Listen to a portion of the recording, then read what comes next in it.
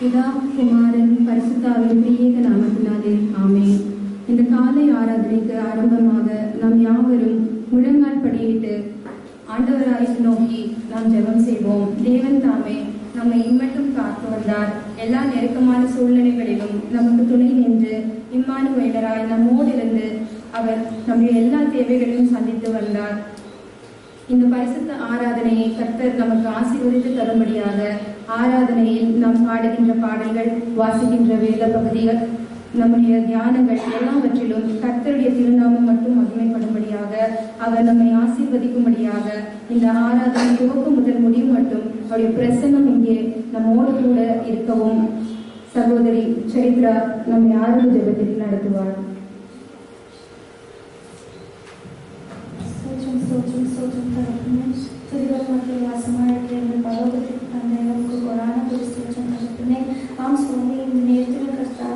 எங்களை கூட்டு சேர்த்ததுக்காக கொரான குறிச்சோம் தகப்பனே. ஆம் சுவாமி, இந்த ஆராதனைக்கு வந்து ஒவ்வொருத்தரும் நீர் பேர் பேராக தனித்தனியாக ஆசீர்வதியும் சுவாமி. நீர் அற்புதங்களை செய்கிற தேவனா இருக்கிறீர் சுவாமி. இந்த ஆராதனையில் கர்த்தாவே நீர் அற்புதங்களை காணப்படுங்க சுவாமி. வந்து ஒவ்வொரு பிள்ளைகளும் பேர் பேராக தனித்தனியாக ஆசீர்வதியும் சுவாமி. அவர்கள் கர்த்தாவை வந்திருக்க சித்தத்தை கர்த்தாவை வந்து உணர நீர் கிருபை காட்டிட்டாங்க சுவாமி. ஆம் கர்த்தாவே வந்து ஒவ்வொருத்தரும் கர்த்தாவே. ஆம் சுவாமி, நீங்க என்னென்று அவங்க அறிய கர்த்தாவே, உங்களை ஆராதனையில கர்த்தாவே உங்களை தொழுது கொள்ளவும் கர்த்தாவே, உங்களை பத்தி மாற்றமே கர்த்தாவே உங்களை யோசிக்க நீர் கிருபை காட்டிட்டாங்க சுவாமி. ஆம் கர்த்தாவே, எத்தனையோ பிரச்சனைகள் மத்தியிலும் தரப்பனே வந்து ஒவ்வொரு பிள்ளைகளும் கர்த்தாவே நீர் அறிந்திருக்கீங்க கர்த்தாவே. அவங்க நீங்க கூட்டு வந்திருக்காங்க. எத்தனை சித்தங்கள் இருக்கா சுவாமி. அந்த சித்தங்களை ஒவ்வொருத்தரும் அறிய கர்த்தாவே அவங்க இன்னும் அறி செய்யும் கர்த்தாவே ஒரு நிம்மதியான ஒரு தேவன் ஏற்படுத்திட்டாங்க சுவாமி. இந்த நாளில் கர்த்தாவே வாலிபர்களாக கர்த்தாவே நாங்கள் கூறி ஜபிக்கிறோம் கர்த்தாவே. ஆம் சுவாமி, ஒவ்வொருத்தரும் நீர் தெரிந்தெடுக்கப்பட்டிருக்கிறீர் சுவாமி. ஆம் கர்த்தாவே, நீ பேர் சொல்லி அழைக்கிற கிருபையான தகப்பன் சுவாமி. ஆம் கர்த்தாவே, எங்க ஒவ்வொருத்தரும் மத்தியிலும் நீங்க பேசுங்க சுவாமி. உங்க பரிசுத்த ஆவி எங்க மேல ஊற்றட்டும் தகப்பனே. ஆம் சுவாமி, இந்த நேரத்தில் கர்த்தாவே நாங்கள் பாடுதலா இருக்கட்டும் சுவாமி. வசனங்களா வாசிக்கிற வசனங்களா இருக்கட்டும் சுவாமி. உண்மை பற்றி மாற்றமே இருக்க கர்த்தாவே. நாங்கள் கர்த்தாவே சிறுக்கணும், நீங்க பெருகணும் சுவாமி. ஆம் தகப்பனே, நாங்கள் செய்ய போற ஒவ்வொரு செயலும் கர்த்தாவே உங்களை சித்தம் மாற்றமே இருக்கட்டும் சுவாமி. நாங்கள் என்ற வார்த்தையை தந்துவிட்டு கர்த்தாவே உங்களால் மாற்றமே ஆகணும் கர்த்தாவே. அவனை மோசிச்சு கர்த்தாவே நீங்கள் எப்படி கர்த்தாவே நடத்தினோ தகப்பனே, அது போல கர்த்தாவே எங்களோட வார்த்தைகள் உங்களுடைய வார்த்தைகள் இருக்க நீங்க பயன்படுத்துங்க சுவாமி. ஆம் கர்த்தாவே, எனக்கு மெசேஜ் கொடுக்குறாங்க, நீங்க ஆசீர்வதிங்க சுவாமி. அவரை மழைத்து நீங்க பேசுங்க சுவாமி. வந்திருக்க ஒவ்வொருத்தையும் நீங்க ஆசீர்வதிங்க. பலதட்டப்பட்ட பிள்ளைகள் கர்த்தாவே கிருபை கொண்டு வந்து சேர்க்க நீங்க பயன்படுத்துங்க சுவாமி. ஆம் கர்த்தாவே, இந்த ஆராதனை கர்த்தாவே உங்களுடைய பாதுகாப்பை ஒப்புக்கொண்டு வந்த ஏசப்பா உங்கள் ஜபத்தை இருக்கும் ஜீவன நல்ல பிதாவே. ஆமென். உட்காருவோம். ஆராதனைக்கு ஆரம்பமாக நாம் யாவரும் பாடல் புத்தகத்திலே 58வது பாடல் பக்தரை வாரும் ஆசையாவது என்ற பாடலை பாடுவோம்.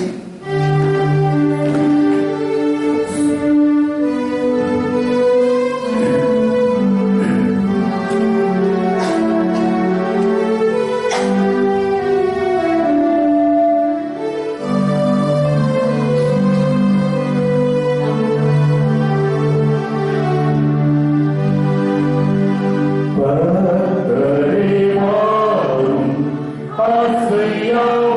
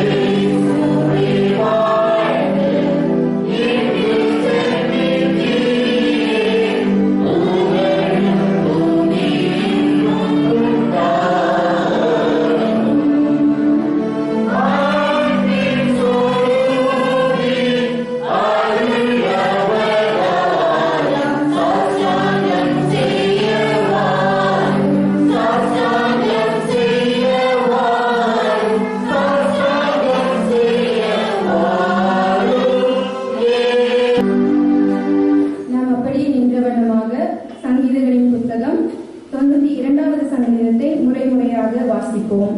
Our response reading Psalm chapter 92.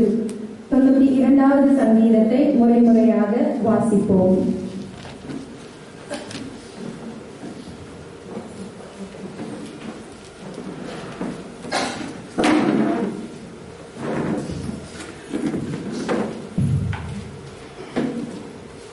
மாறி மாறி வாசிக்க வேண்டிய வேத பகுதி சங்கீதங்களின் புஸ்தகம் 92. Psalms 92. கர்த்தரை துதிப்பதும் உன்னதமானவரை உமது நாமத்தை கீர்த்தனம் பண்ணுவதும்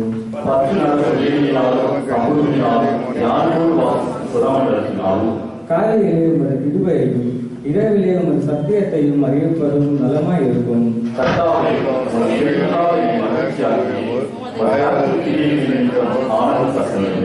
கர்த்தாவே, உமது கிரியைகள் எவ்வளவு மகத்துவமானவைகள், உமது யோசனைகள் மகா ஆழமானவைகள். துன்மார்க்கர் புல்லை போல் தரைத்து அக்கிரமக்காரர் யாவரும் செழிக்கும் போது அது அவர்கள் என்றென்றைக்கும் அலைந்து போவதற்கே ஏதுவாகும். கர்த்தாவே, உமது சத்துருக்கள் அலைவார்கள், உமது சத்துருக்கள் அழிந்தே போவார்கள், சகல அக்கிரமக்காரரும் சிதறுண்டு போவார்கள்.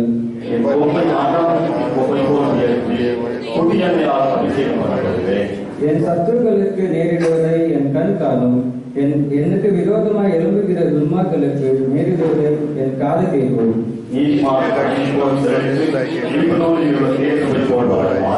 கர்த்தருடைய ஆலயத்தில் நாட்டப்பட்டவர்கள் எங்கள் தேவனுடைய பிரகாரங்களில் செழித்திருப்பார்கள்.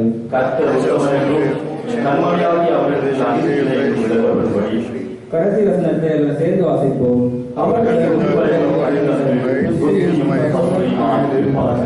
ஆமென். பிதாவுக்கும் குமாரனுக்கும் பரிசுத்த ஆவிக்கும் மகிமை உண்டாவதாக. ஆதியிலும் இப்பொழுதும் எப்பொழுதுமாக சதா காலங்களிலும் மகிமை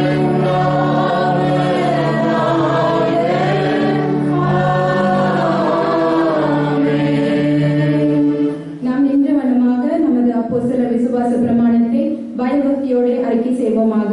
வானங்களையும் பூமியையும் படைத்த சர்வவல்லமை பிதாவாகிய விசுவாசிக்கிறேன். அவருடைய குமாரனாகிய நம்முடைய இயேசுவை விசுவாசிக்கிறேன். அவர் பரிசுத்த ஆவியினாலே பரிசுத்தப்பட்டார். பரிசுத்தாவின் காலத்தில் பாடுபட்டு சிலுவையில் அறைந்து மரித்தார், கண்டப்பட்டு வாழவும் செய்தார். மூன்றாம் நாள் மரித்தோருக்கு எழுந்திருக்கிறார். நம்மிடத்திலே சர்வவல்லமை பிதாவாகிய தேவன் வாசலிட்டிருக்கிறார்.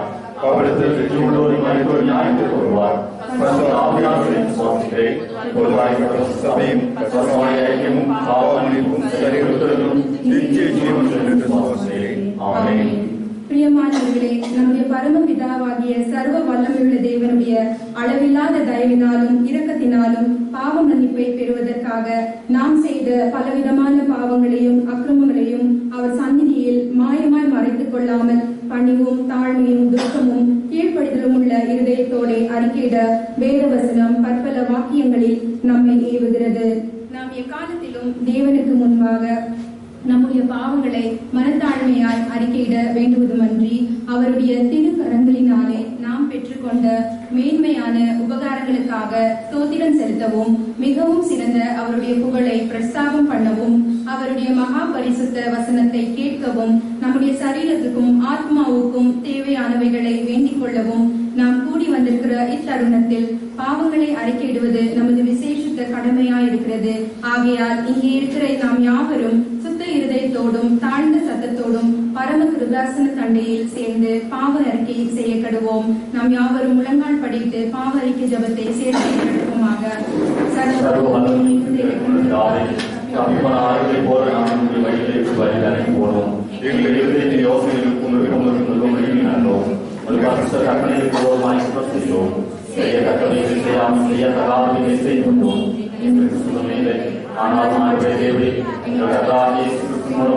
மனிதர்கள் செய்த பரவ வாக்குறுதிகளின்படி இவ்வாறு சுவாலியாக பாவங்களிலிருந்து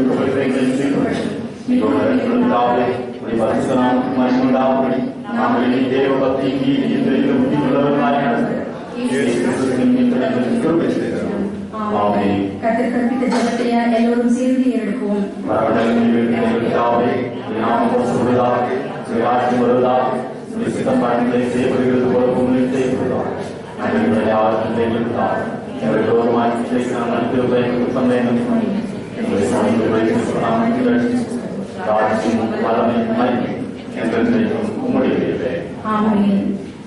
அமர்வோம். இந்த நாளுக்குரிய வேத பாடங்களை வாசித்து கேட்போம். வாசிக்கும்படியாய் தெரிந்து கொள்ளப்பட்ட முதலாம் வேத பாடம் ஆதியாகமத்தின் புத்தகம் 12ஆம் அதிகாரம் வசனங்கள் 1 துவங்கி 5 வரை. First Bible reading for today's sermon is from Genesis chapter 12 verses from 1 to 5. ஆதியாகமம் 12ஆம் அதிகாரம். வேத பாடம் ஆதியாகமம் 12ஆம் அதிகாரம் வசனங்கள் 1 துவங்கி 5 வரை. Genesis chapter 12 verses commencing from 1 to 5. கர்த்தர் ஆபிரகாமை நோக்கி, நீ உன் தேசத்தையும் உன் இனத்தையும் உன் தகப்பனுடைய வீட்டையும் விட்டு புறப்படு. நான் உனக்கு காண்பிக்கும் தேசத்திற்கு போ. நான் உன்னை பெரிய ஜாதியாக்கி உன்னை ஆசீர்வதித்து உன் பெயரை பெருமைப்படுத்துவேன். நீ ஆசீர்வாதமாய் இருப்பாய். உன்னை ஆசீர்வதிக்கிறவர்களை ஆசீர்வதிப்பேன், உன்னை சபிக்கிறவனை சபிப்பேன். பூமியில் உள்ள வம்சங்கள் எல்லாம் உனக்குள் ஆசீர்வதிக்கப்படும் என்றார். கர்த்தர் ஆபிரகாமுக்கு சொன்னபடியே அவன் புறப்படும் போது லோத்தும் அவனோடு கூட போனான். ஆபிரகாம் அரானை விட்டு புறப்படும் போது 75 வயதுள்ளவனாய் இருந்தான். ஆபிரகாம் தன் மனைவியாகிய சாராயையும் தன் சகோதரனுடைய குமாரனாகிய லோத்தையும் தாங்கள் சம்பாதித்திருந்த எல்லாவற்றையும் அரானிலே சபதரித்து ஜனங்களையும் கூட்டிக் கொண்டு அவர்கள் கானான் தேசத்திற்கு புறப்பட்டு போய் கானான் தேசத்தில் சேர்ந்தார்கள். வாசிக்க தெரிந்து கொள்ளப்பட்ட வேத பாடம் வாசித்தாயிற்று. கர்த்தர் தாமே ஆசீர்வதிப்பார். ஆமென்.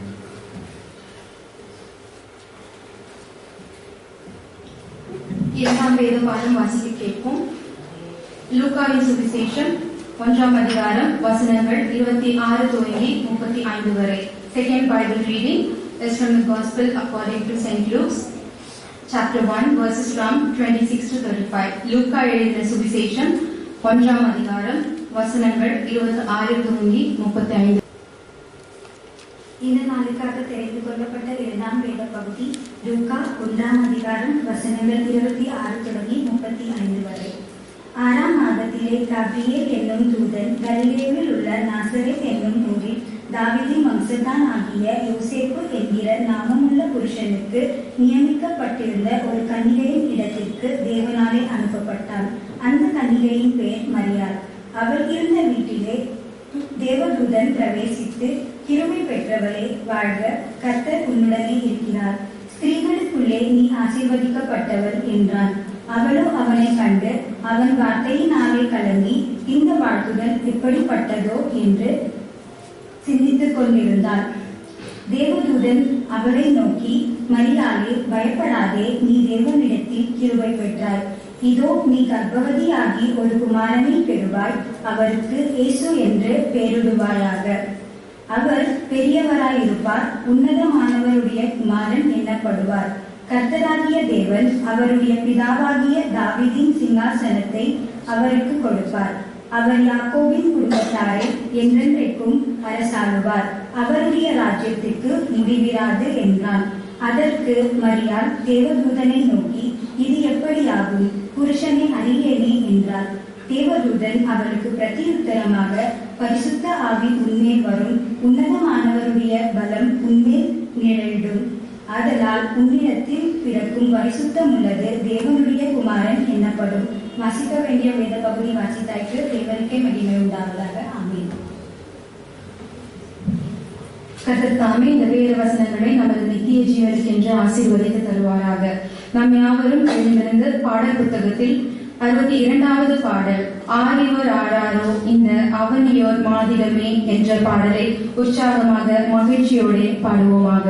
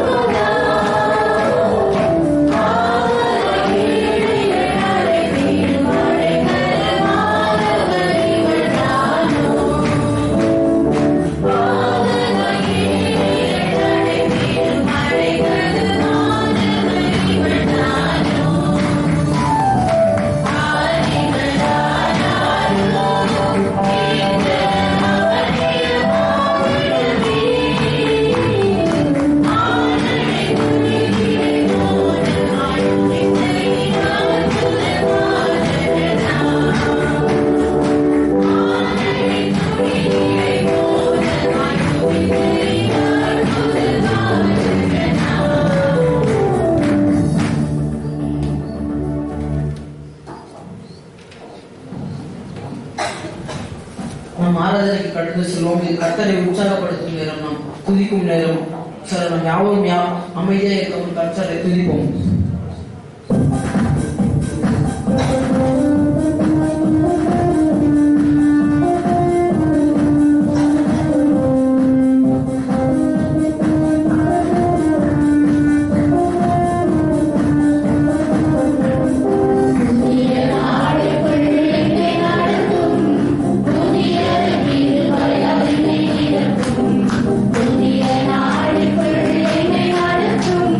புதிய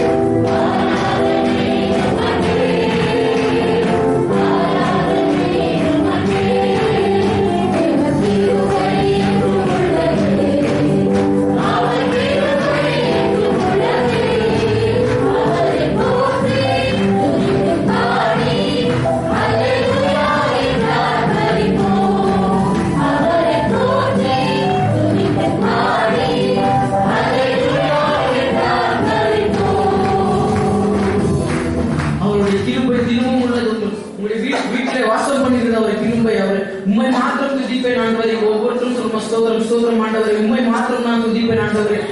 எல்லோக்கே உண்மை மாத்திரம் நான் துதிப்பேன் ஆண்டவரே.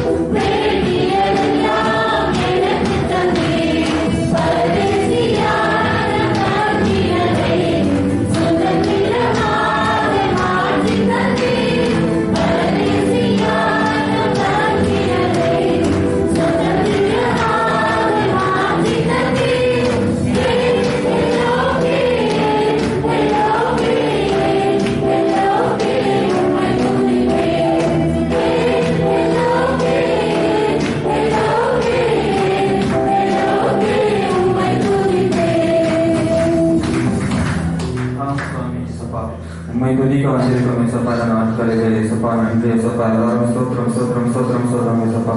ஏசப்பா இந்த நாளை கொடுத்ததுக்காக நன்றி ஏசப்பா. இங்க வந்திருக்க அனைவருக்கும் எவ்வளவோ கஷ்டம் இருக்கும் ஏசப்பா. அந்த கஷ்டத்தை தீர்த்தபடியாக ஆசீர்வதிக்க ஏசப்பா. ஏசப்பா இந்த நாட்களில் வந்திருக்க எல்லா மனசுலையும் ஏதோ ஒரு கஷ்டம் ஏதோ ஒரு காரணம் ஏசப்பா. அந்த எல்லா காரணத்தையும் ஆசீர்வதிங்க ஏசப்பா. ஏசப்பா இந்த வருஷம் முழுக்க அந்த பாதுகாத்தீங்க அதுக்காக நன்றி ஏசப்பா. ஏசப்பா இந்த ஆராதனை நாங்கள் கலந்து கொண்டதுக்காக நன்றி ஏசப்பா. ஏசப்பா இந்த நாளில் எல்லாருமே ஆசீர்வதிங்க. எவ்வளோ கஷ்டம் இருக்கீங்க ஏசப்பா. ஏசப்பா அந்த கஷ்டத்தை ஒவ்வொரு குடும்பமே கஷ்டம் ஏசப்பா. இங்கே வந்திருக்க அனைவரும் மனசுமே ஏதோ கஷ்டத்தோட வந்திருப்பாங்க ஏசப்பா. அந்த கஷ்டத்தை இப்போ இன்னொரு வீடு போட்டு ஆசீர்வதிங்க ஏசப்பா. ஏசப்பா உங்கள் கரங்களை உயர்த்தி ஆண்டவரை துதிப்போமாக.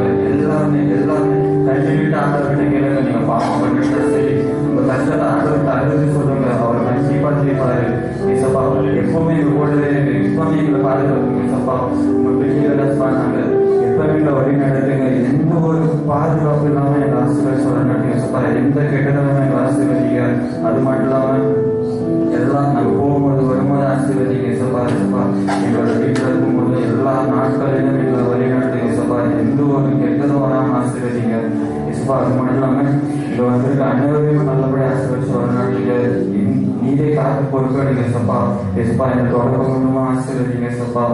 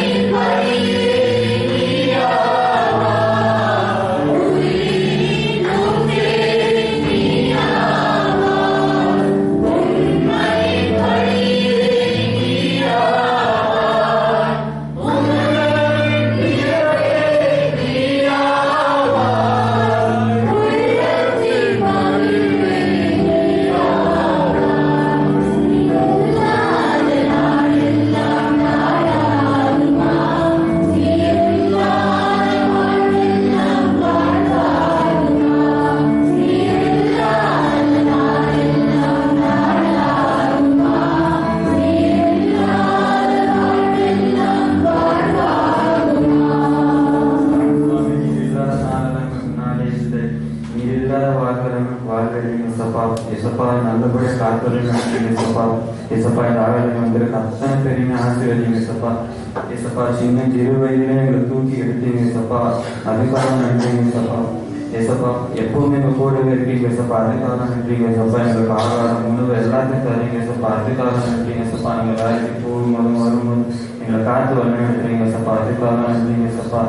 எங்கள் கூடவே இருந்து தங்குறீங்க சப்பா, அதுக்காக நன்றி. எங்கள் கஷ்டத்தை பங்கெடுத்துக்கிறீங்க சப்பா, அதுக்காக நன்றிங்க சப்பா. சப்பா எங்கள் கூட எப்பவுமே தங்குறீங்க சப்பா, அதுக்காக நன்றிங்க சப்பா. எங்கள் கூட எங்கள் பின்னாடியே வரீங்க சப்பா, அதுக்காக நன்றிங்க சப்பா. எப்போ நீங்கள் காசு வழி நடத்துங்க சப்பா. சின்ன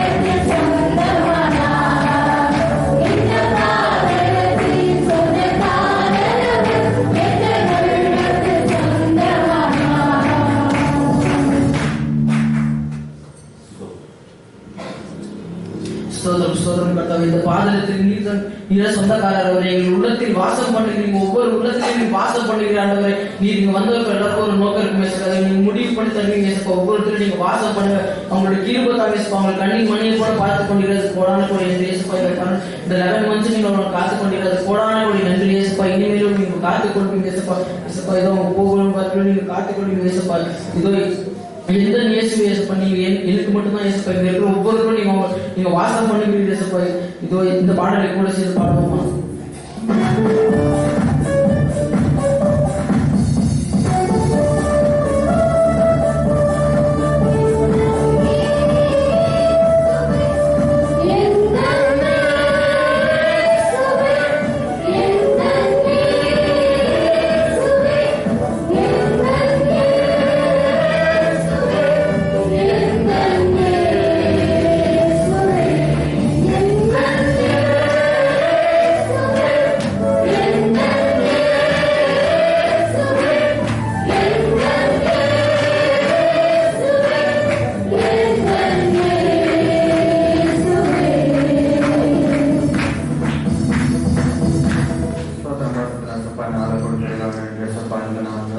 எங்கள் கூட இருக்கிறதாக நன்றி சப்பா. ஒரு புனிதமான நாயக்காக நன்றி சப்பா. சண்டை நாங்கள் கலந்துக்கிட்டு நாங்கள் உங்களை துதிக்க ஆராதிக்க எங்களுக்கு வழி நடத்துறீங்க சப்பா, அதுக்காக நன்றிங்க சப்பா. சப்பா இந்த வருஷம் இந்த ஆராதனை முழுக்கும் நீங்களே பொறுப்பெடுத்து வழி நடத்துங்க சப்பா. சப்பா வந்திருக்க அனைவருமே ஆசிரியங்க. எந்த ஒரு கஷ்டமும் இல்லாமல் திரும்பி போகணும், சந்தோஷமா போகிறது கஷ்டம். இங்கே நாங்கள் ஏதாவது எடுத்துட்டு போகிறதுக்காக உதவி செய்யுங்க சப்பா. காற்றை நீங்களே பொறுத்து வழி நடத்துங்க சப்பா. ஜீவன் நடத்துகிற நல்ல தேவை. ஜபா பிரிவினரும் போட்டு வச்சோம். நன்றி சொல்லிருச்சோம். இந்த வேலைக்காக நன்றி சொல்லிருச்சோம். இந்த ஈஸி ஓய்வு ஒரு ஓய்வுக்காக செய்கிற எல்லா ஓய்வு மாசத்துக்கு காத்து சொல்லிருச்சோம். திருவர் போதோ இருக்கு வீசை காத்து கொள்ளுங்க. திருவர் போதீங்களோ இருக்கு வீசிருச்சா நீங்க பலப்படுத்தி காத்து கொள்ளுங்க. அப்பா எல்லா விதமான தேவை சந்திக்கிற வீசை காத்து சொல்லிருச்சோம். ஊழியர்கள் எல்லா விதமான கடைகள் பிரச்சனைகள் போராட்டங்கள் வேதனை துன்பங்கள் எல்லாம் எடுத்து போட்டுருச்சா. தூது வேலை கட்டளை எடுத்துருச்சா. ஈஸி ஊழியர் சொல்லிச்சா. ஒரு ஊழியருக்காக செய்கிற ஒரு ஊழியர் பலப்படுத்தி காத்து கொள்ளுங்க. எல்லா ஆரோக்கியம் கொடுத்து இந்த வேலைகள் பூர்ணமான ஆரோக்கியம் வேலை முழுமையாக கொடுத்துருச்சா. ஊழியர் ஆபத்து காத்து கொள்ளுங்க. ஊழியர்கார குடும்பத்தை ஆபத்து காத்து கொள்ளுங்க. திருவள்ளுவர் அவங்களோட இருக்கிற விஷயம் காத்து கொள்ளுங்க. அவங்க தேவையான முழுமையாக சந்திக்கப்படும் விஷயம் காத்து கொள்ளுச்சா. மடிவா சபைக்காக செய்கிற மடிய சூழல் ஒரு பேர் ஆபத்து காத்து கொள்ளுச்சா. சமூகத்தை வெளியில் தேவையான சந்திக்கப்படும் விஷயம் காத்து கொள்ளுங்கச்சா. இந்த வந்திருக்கிறவர்கள் எவ்வளவு குறைகள் பிரச்சனைகள் போராட்டங்கள் எவ்வளவு இருந்தாச்சா. இயேசு கிறிஸ்துவின் நாமங்கள் எல்லாம் எடுத்து போட்டுருச்சா. இந்த சபையை விட்டு வெளியே போகிற பிரச்சனை இங்கே விட்டு போக நீ விஷயம் காத்துக் கொள்ளுங்க. திருவர் போது அவங்களோடு இருக்கிற விஷயம் காத்துக் கொள்ளுச்சா. நீ பலப்பத்தை வெளியிடுங்க. திருவர் போது குடும்பத்தை வெளியிடுச்சா. எல்லா விதமான ஆசிரியர்கள் சபை மக்களோடு இருக்கிற விஷயம் வச்சா. நீ பலப்பத்தை காத்துக் கொள்ளுங்க. அங்கே இருக்கிறதா கேட்க மறந்து நீரை சொந்தமாக வீடு வச்சிருக்கீங்க.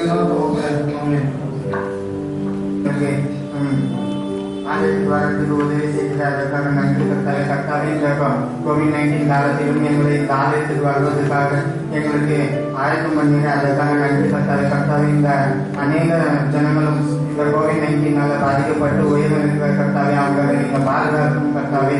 அவர்களை நீங்கள் மீட்டெடுத்து பயன்படுத்தும் கர்த்தாவே. கர்த்தாவே அவர்களுக்கு மருத்துவர்கள் தருவங்க அவருடைய டாக்டர் நர்ஸ் எல்லாரையும் பாதுகாத்து அவர்களுக்கு நல்ல ட்ரீட்மெண்ட் தரும் கர்த்தாவே. அவங்களுக்கு அந்த ட்ரீட்மெண்ட்ல இருந்து அவங்களுக்கு சுகம் தர நீங்கள் உதவி செய்யும் கர்த்தாவே. கர்த்தாவே உங்களால் முடியாதது ஒன்றுமில்லை என்று சொன்னீங்க கர்த்தாவே. எங்களுக்கு இந்த கொரோனாவை போக்கி எங்களுக்கு நார்மலான வாழ்க்கை எங்களுக்கு திரும்ப தாரும் கர்த்தாவே. உங்களுடைய வாழ்க்கையில நாங்கள் உங்களுடைய வழியில எங்களை நடத்துவதற்கு கைப்படுத்தி நடத்தும் கர்த்தாவே. கர்த்தாவே நீ சொன்னீங்க எங்களுக்காக நீர் அநேக பேரோட நீர் வந்து அநேகருடன் வாழ்க்கையை நீர் மாற்றுவீங்க என்று கர்த்தாவே சொன்னீங்க கர்த்தாவே. கர்த்தாவே இந்த நாளிலும் எங்களுக்கு இந்த போதகம் செய்யணும் மரணை நீ மறந்து நீர் பேசும் கர்த்தாவே. உங்களுடைய வார்த்தை எங்களுக்கு கேட்கணும் கர்த்தாவே. நீர் வந்து எங்களுக்கு உங்களுடைய வார்த்தையை எங்களுக்கு வாழ்க்கையில் பயன்படுத்த நீ உதவி செய்யும் கர்த்தாவே. அதன்படி நடக்கிறதுக்கு எங்களுக்கு உதவி செய்யும் கர்த்தாவே. கர்த்தாவே இந்த மட்டுமாய் நடக்கும் எனக்கு பரலோக தந்தையை உங்களுக்கு சொல்லும். ஆமென். போதகரை அவருக்கும் மூப்பர் குழுவோருக்கும் எங்களுடைய நன்றிகளை தெரிவித்துக் கொள்கிறோம்.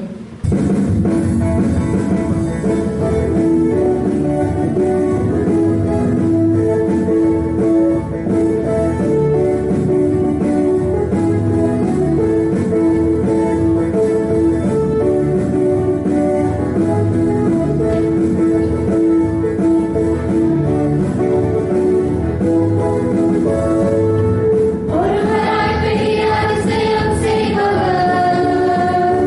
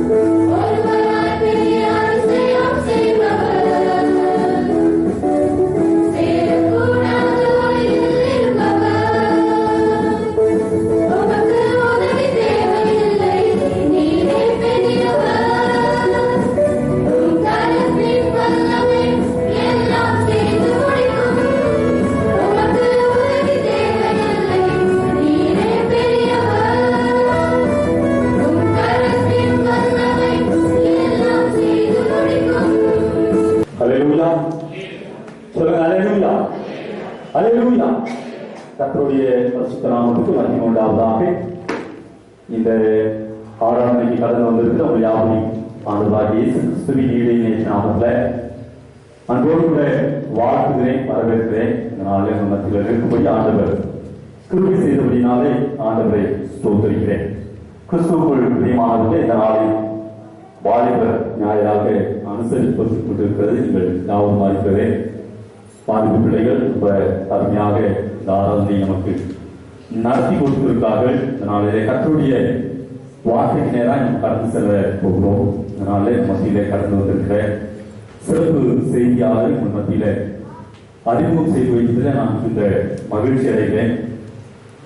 அவங்களுக்கு உண்மையிலே என்னுடைய உள்ளத்தின் ஆழத்திலிருந்து நான் நன்றியை தெரிவித்துக் கொள்கிறேன்.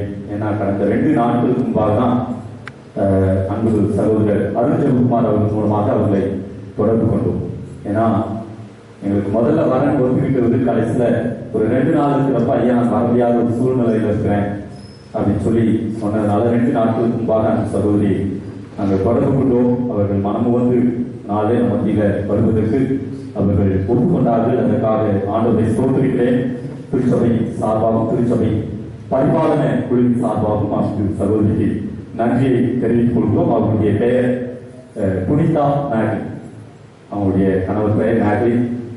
இவங்க 2 பேருமே கடந்த 15 ஆண்டுகளாக கேம்பஸ் ஸ்கூல் சைடில் மிஷினரிகளாக பணியாற்றி கொண்டிருக்கிறார்கள். இன்னொன்று அந்த சகோதரி விசேஷமா கல்லூரி பிள்ளைகள் மத்தியில் தன்னுடைய ஊழியத்தை செய்து கொண்டிருக்கிறார்கள். அவர்களுக்கு ஒரு மகன் உண்டு. குடும்பமாக இந்த கல்லூரிய ஊழியத்தை அவர் செய்து கொண்டிருக்கிறார். அவர்களை திருச்சபை சார்பாக அந்த ஒரு கூட வாழ்த்தி வரவேற்கிறேன். அவர்களை கௌரவிக்குவானமாக அந்த சகோதரி சின்ன அவர்கள் முன்பாக கடந்து வந்து அவர்களுக்கு பொன்னாலை போட்டி அவர்களை கௌரவிப்பார்.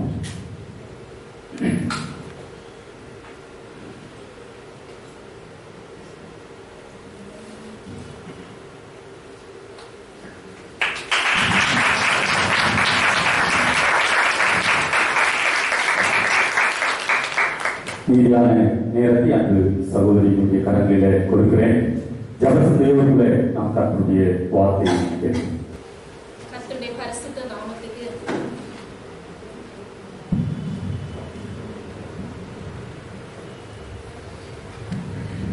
கர்த்தருடைய பரிசுத்த நாமத்துக்கு மகிமை உண்டாவதாக. இந்த வாய்ப்பை அளித்த போதகர் ஐயா அவர்களுக்கும் அருண் அண்ணா அவர்களுக்கும் யூத் கோஆர்டினேட்டர் அவர்கள் மற்றும் உள்ள கமிட்டி மெம்பர்ஸ் ஒவ்வொருவருக்கும் ஆண்டவராக இயேசு கிறிஸ்துவின் நாமத்தினாலே வாழ்த்துக்களையும் நன்றிகளையும் கூறிக்கொள்கிறேன். இந்த யூத் சண்டேவாக நீங்கள் ஆசரிக்கிற இந்த மாதத்தின் முதல் ஓய்வு நாளுக்காக கர்த்தரை துதிக்கிறேன். அநேக வாலிப பிள்ளைகள் இருக்கிறீர்கள். ஆண்டவர் அநேக தாளந்துகளை உங்கள் அனைவருக்கும் தந்திருக்கிறார். உண்மையிலே ரொம்ப சந்தோஷமா இருக்கிறது. ஆண்டவருக்காக நீங்கள் எழும்பி நிற்கிறதை பார்க்கும் போது கர்த்தருடைய நாமத்தை நான் மகிமைப்படுத்துகிறேன். நாங்கள் குடும்பமாக வாலிப பிள்ளைகள் மத்தியில் நாங்கள் ஊழியம் செய்து கொண்டிருக்கிறோம். கர்த்தர் இப்படிப்பட்ட ஒரு அருமையான வாய்ப்பை இந்த சபையிலே உங்களுடன் பேசுவதற்கு கர்த்தர் அந்த வாய்ப்புக்காகவும் ஆண்டவருக்கு நான் நன்றி செலுத்துகிறேன். நம்ம இந்த வருடத்தில் நம்ம திரும்பி பார்க்கும்போது 11 மாதங்களை நம்ம கடந்து விட்டோம் இல்லையா? கர்த்தருடைய பெரிதான கிருபையினால திரும்பி பார்க்கும்போது 11 மாதங்களை நாம் கடந்து விட்டிருக்கிறோம். இந்த புதிய மாதத்தின் புதிய ஓய்வு நாளை ஆண்டவர் நம்ம ஒவ்வொருவருக்கும் கிருபையாக தந்திருக்கிறார். நாம் நம்முடைய வாழ்க்கைகளை திரும்பி பார்க்கும்போது அநேக அப் அண்ட் டவுன் இருந்திருக்கலாம், அநேக நன்மைகள் ஆண்டவர் நமக்கு செய்திருக்கலாம். நம்ம ஒன்லி அந்த கோவிட மட்டும் திரும்பி பார்க்காதபடி நம்முடைய வாழ்க்கையில் கர்த்தர் செய்த நன்மைகளும் இந்த நாட்களில் ஏராளம் இல்லையா? அநேக குடும்பங்கள் ஒன்று சேர்ந்து இருக்கிறார்கள். எப்படின்னா பிள்ளைகள் ஒர்க் ஃப்ரம் ஹோம் பண்றதுனால அநேக குடும்பங்கள் என்ன செய்திருக்கிறாங்க, பிள்ளைகள் பெற்றோர்கள் சேர்ந்து இருக்கிறார்கள். இன்னும் அநேக நன்மைகளை ஆண்டவர் நம்முடைய ஒவ்வொருவருடைய வாழ்க்கையிலும் ஆண்டவர் நமக்கு செய்திருக்கிறார். எனவே ஆண்டவரை நாம் நன்றியுள்ள இருதயத்தோடு துதிப்போம், ஸ்தோத்தரிப்போம். நம்ம எல்லாருக்கும் தெரியும் நம்முடைய தேவன் எப்படிப்பட்டவர் என்றால் மகா பரிசுத்தம் உள்ள தேவன். பரிசுத்தம் இல்லாமல் நம் தேவனை யாருமே தரிசிக்க முடியாது. சகல தூதர்களும் அவரை எப்படி துதிக்கிறார்கள்னா பரிசுத்தர் பரிசுத்தர் பரிசுத்தர் என்று சொல்லி துதிக்கிறார்கள். ஆண்டவர் நம்மை எப்படி படைத்திருக்கிறார் என்றால் நம்மை அவருடைய சொந்த சாயலில் படைத்திருக்கிறார் இல்லையா? நம் ஆண்டவருடைய குணங்களில் ஒன்றுதான் இந்த பரிசுத்தம். அந்த பரிசுத்தம் உள்ள தேவன் நம்மை அவருடைய சொந்த சாயலில் படைத்திருக்கிறார். ஏனென்றால் அவருடைய குணங்களை நாம் கொண்டு வாழ வேண்டும் என்று சொல்லி நம்மை படைத்திருக்கிறார். அதில் ஒரு பெரிதான குணம் என்னவென்றால் பரிசுத்தமான குணம். இந்த பரிசுத்தத்தோடு நாம் வாழ வேண்டும் என்று சொல்லி தேவன் விரும்புகிறார். நம்ம இன்னைக்கு வேத பாடமாக படிக்க கேட்ட லூக்காவில் பார்க்கலாம், இயேசுவின் தாயாகிய மரியாள். அந்த மரியாளை நம்ம குறித்து பார்க்கும்போது அவர்கள் ஒரு பரிசுத்தமுள்ள ஸ்திரீயாக காணப்பட்டதனால்தான் பரிசுத்த ஆவியானவர் மூலமாக தேவனுடைய குமாரன் என்ன செய்கிறார்னு அங்கு பிறக்கிறார். ஒரு பெரிய விடுதலையை மனித சமுதாயத்துக்கு கொடுக்கிறார் இல்லையா? அப்ப தேவன் தெரிந்தெடுக்கிற பாத்திரம் எப்படிப்பட்டதா இருக்கிறதுனா ஒரு பரிசுத்தம் உள்ள பாத்திரமாக காணப்படுகிறது. இரண்டாவது நம்ம பார்க்கும்போது யோசேப்பை பற்றி நம்ம வேதத்துல பார்க்கலாம். அந்த யோசேப்பு ஒரு பரிசுத்தமான மகனாக காணப்பட்டார். அது மட்டுமல்ல, தேவ உறவுல மிகவும் பெருகினவராக காணப்பட்டார். அந்த தேவ உறவுல மிகவும் பெருகினவராக காணப்பட்டதுனால தான் அவர் என்ன செய்தார்னா பாவத்துக்கு அவரால் எதிர்த்து நிற்க முடிந்தது. போத்திபாருடைய மனைவி, நம்ம எல்லாருக்கும் தெரியும், போத்திபாருடைய மனைவி பாவம் செய்ய அவர்களை இன்சிஸ்ட் பண்ண போது கூட அவர் என்ன செய்தார்னா தேவனுக்கு பயந்து வாழ்ந்த ஒரு மனிதனாய் இருந்தபடியினால் பாவத்துக்கு விலகி ஓடினார். அதனுடைய விளைவு நமக்கு தெரியும், அதனுடைய ரிசல்ட் என்ன என்பது நமக்கு தெரியும். ஆனாலும் தேவன் காலத்தில் அவரை எப்படி உயர்த்துகிறார்னு சொன்னா அந்த நாட்டுக்கு ஒரு அதிகாரியாக, ஒரு கவர்னராக என்ன செய்கிறார்னா அந்த நாட்டுல தேசத்துல, எகிப்து தேசத்துக்கு அவரை உயர்த்துவதை காண முடியும். இன்னொன்னு பாத்தீங்கன்னா, தேவனோடு உள்ள உறவுல ஒரு பரிசுத்தமான வாழ்க்கை வாழும்போது அந்த யோசேப்பிலிருந்து இருந்து நம்ம இன்னொரு குணத்தை கண்டுகொள்ள முடியும். சிறந்த ஞானவானாக அவர் காணப்பட்டார். எப்படின்னா ஆதியாகமம் 41வது அதிகாரம் 38வது வசனத்துல பார்க்கலாம். அந்த பஞ்ச காலம் வருவதற்கு முன்பாக இந்த பார்வோனும் அவருடைய அதிகாரிகளும் என்ன பண்றாங்கன்னா யோசேப்பின் இடத்துல ஆலோசனை கேட்பதற்கு வருகிறார்கள். பாருங்க, அவர்கள் புறஜாதியான ஜனங்கள். ஆனால் தேவனோடு உள்ள உறவில் அந்த யோசேப்பு காணப்பட்டதுனால, ஒரு பரிசுத்தமான வாழ்க்கை வாழ்ந்ததுனால கர்த்தர் எப்படி அந்த மகனை பயன்படுத்துகிறார்னு சொன்னா புறஜாதி ஜனங்களும் இந்த மனிதனிடத்தில் ஆலோசனையை கேட்கிறார்கள். பார்வோன் சொல்லுகிறார், ஆதியாகமம் 41வது அதிகாரம் 38வது வசனத்துல, தேவ ஆவியை பெற்ற இந்த மனுஷனை போல் வேறு ஒருவர் உண்டோ என்று சொல்கிறார். தேவ ஆவியை பெற்ற இந்த மனுஷனை போல் வேறு ஒருவர் உண்டோ என்று சொல்லி, எப்படிப்பட்ட ஒரு அருமையான சாட்சி பாருங்கள். அந்த வாலிப வயதில், இப்ப நீங்க எல்லாருமே வாலிப வயதுல இருக்கிறீங்க. தேவனுடைய நாமத்துக்கு மகிமையாக சொல்கிறேன், நம்ம தேவனோடு உள்ள உறவுல வாழும் போது ஒரு பரிசுத்தமான வாழ்க்கையை என்ன செய்ய முடியும்? கண்டிப்பாக வாழ முடியும். அந்த பரிசுத்தமான வாழ்க்கையை நம்ம வாழ்றோம் அப்படின்னு சொன்னா கர்த்தர் நம்மை இருக்கிற இடங்களில் கண்டிப்பாக என்ன செய்வார்னா ஒரு சாட்சியாக நம்மை வைப்பார். அது மட்டும் இல்ல, ஆதியாகமம் 49வது அதிகாரம் 22வது வசனத்துல சொல்றாரு, யோசேப்பு ஒரு கனி தருகிற செடி என்று சொல்லி, யோசேப்பு கனி தருகிற செடியாக காணப்பட்டார். இப்படிப்பட்ட பரிசுத்தத்தை நாம் நம்முடைய வாழ்க்கையில எப்படி சுதந்திரிப்பது என பார்க்கலாம். சரியா? ஒரு 4 காரியங்களை உங்களோடு பகிர்ந்து கொள்ளலாம்னு சொல்லி ஆசைப்படுகிறேன். பரிசுத்தம் அப்படின்னு சொல்லக்கூடிய ஆங்கில வேர்டுக்கு ஹோலி இல்லையா? HOLY. இந்த வேர்டுல இருக்கக்கூடிய 4 லெட்டர்ஸை நான் என்ன செய்ய போறேன்னா உங்களுக்கு இன்னைக்கு சிம்பிளா சொல்லி தர போறேன். ஹெச்ன்னு சொன்னா என்னன்னு சொல்லனா ஹம்பிள்னஸ், மனத்தாழ்மை. சரியா? இந்த மனத்தாழ்மைக்கு நம்ம சிறந்த எடுத்துக்காட்டாக யாரை பார்க்கலாம்னு சொன்னா இயேசு கிறிஸ்துவை பார்க்கலாம். இயேசு கிறிஸ்து எப்படிப்பட்டவராக காணப்பட்டார்னா எப்போதும் மனத்தாழ்மை உள்ளவராக காணப்பட்டார்.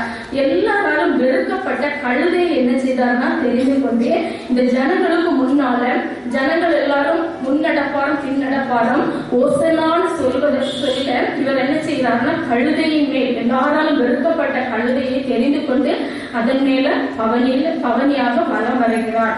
அது மட்டும் இல்ல, சிலுவை பரியத்தை என்ன செய்கிறார்னா சிலுவையின் மரண பரியந்தமும் தன்னை தாழ்த்துகிறவராகவே காணப்பட்டார்.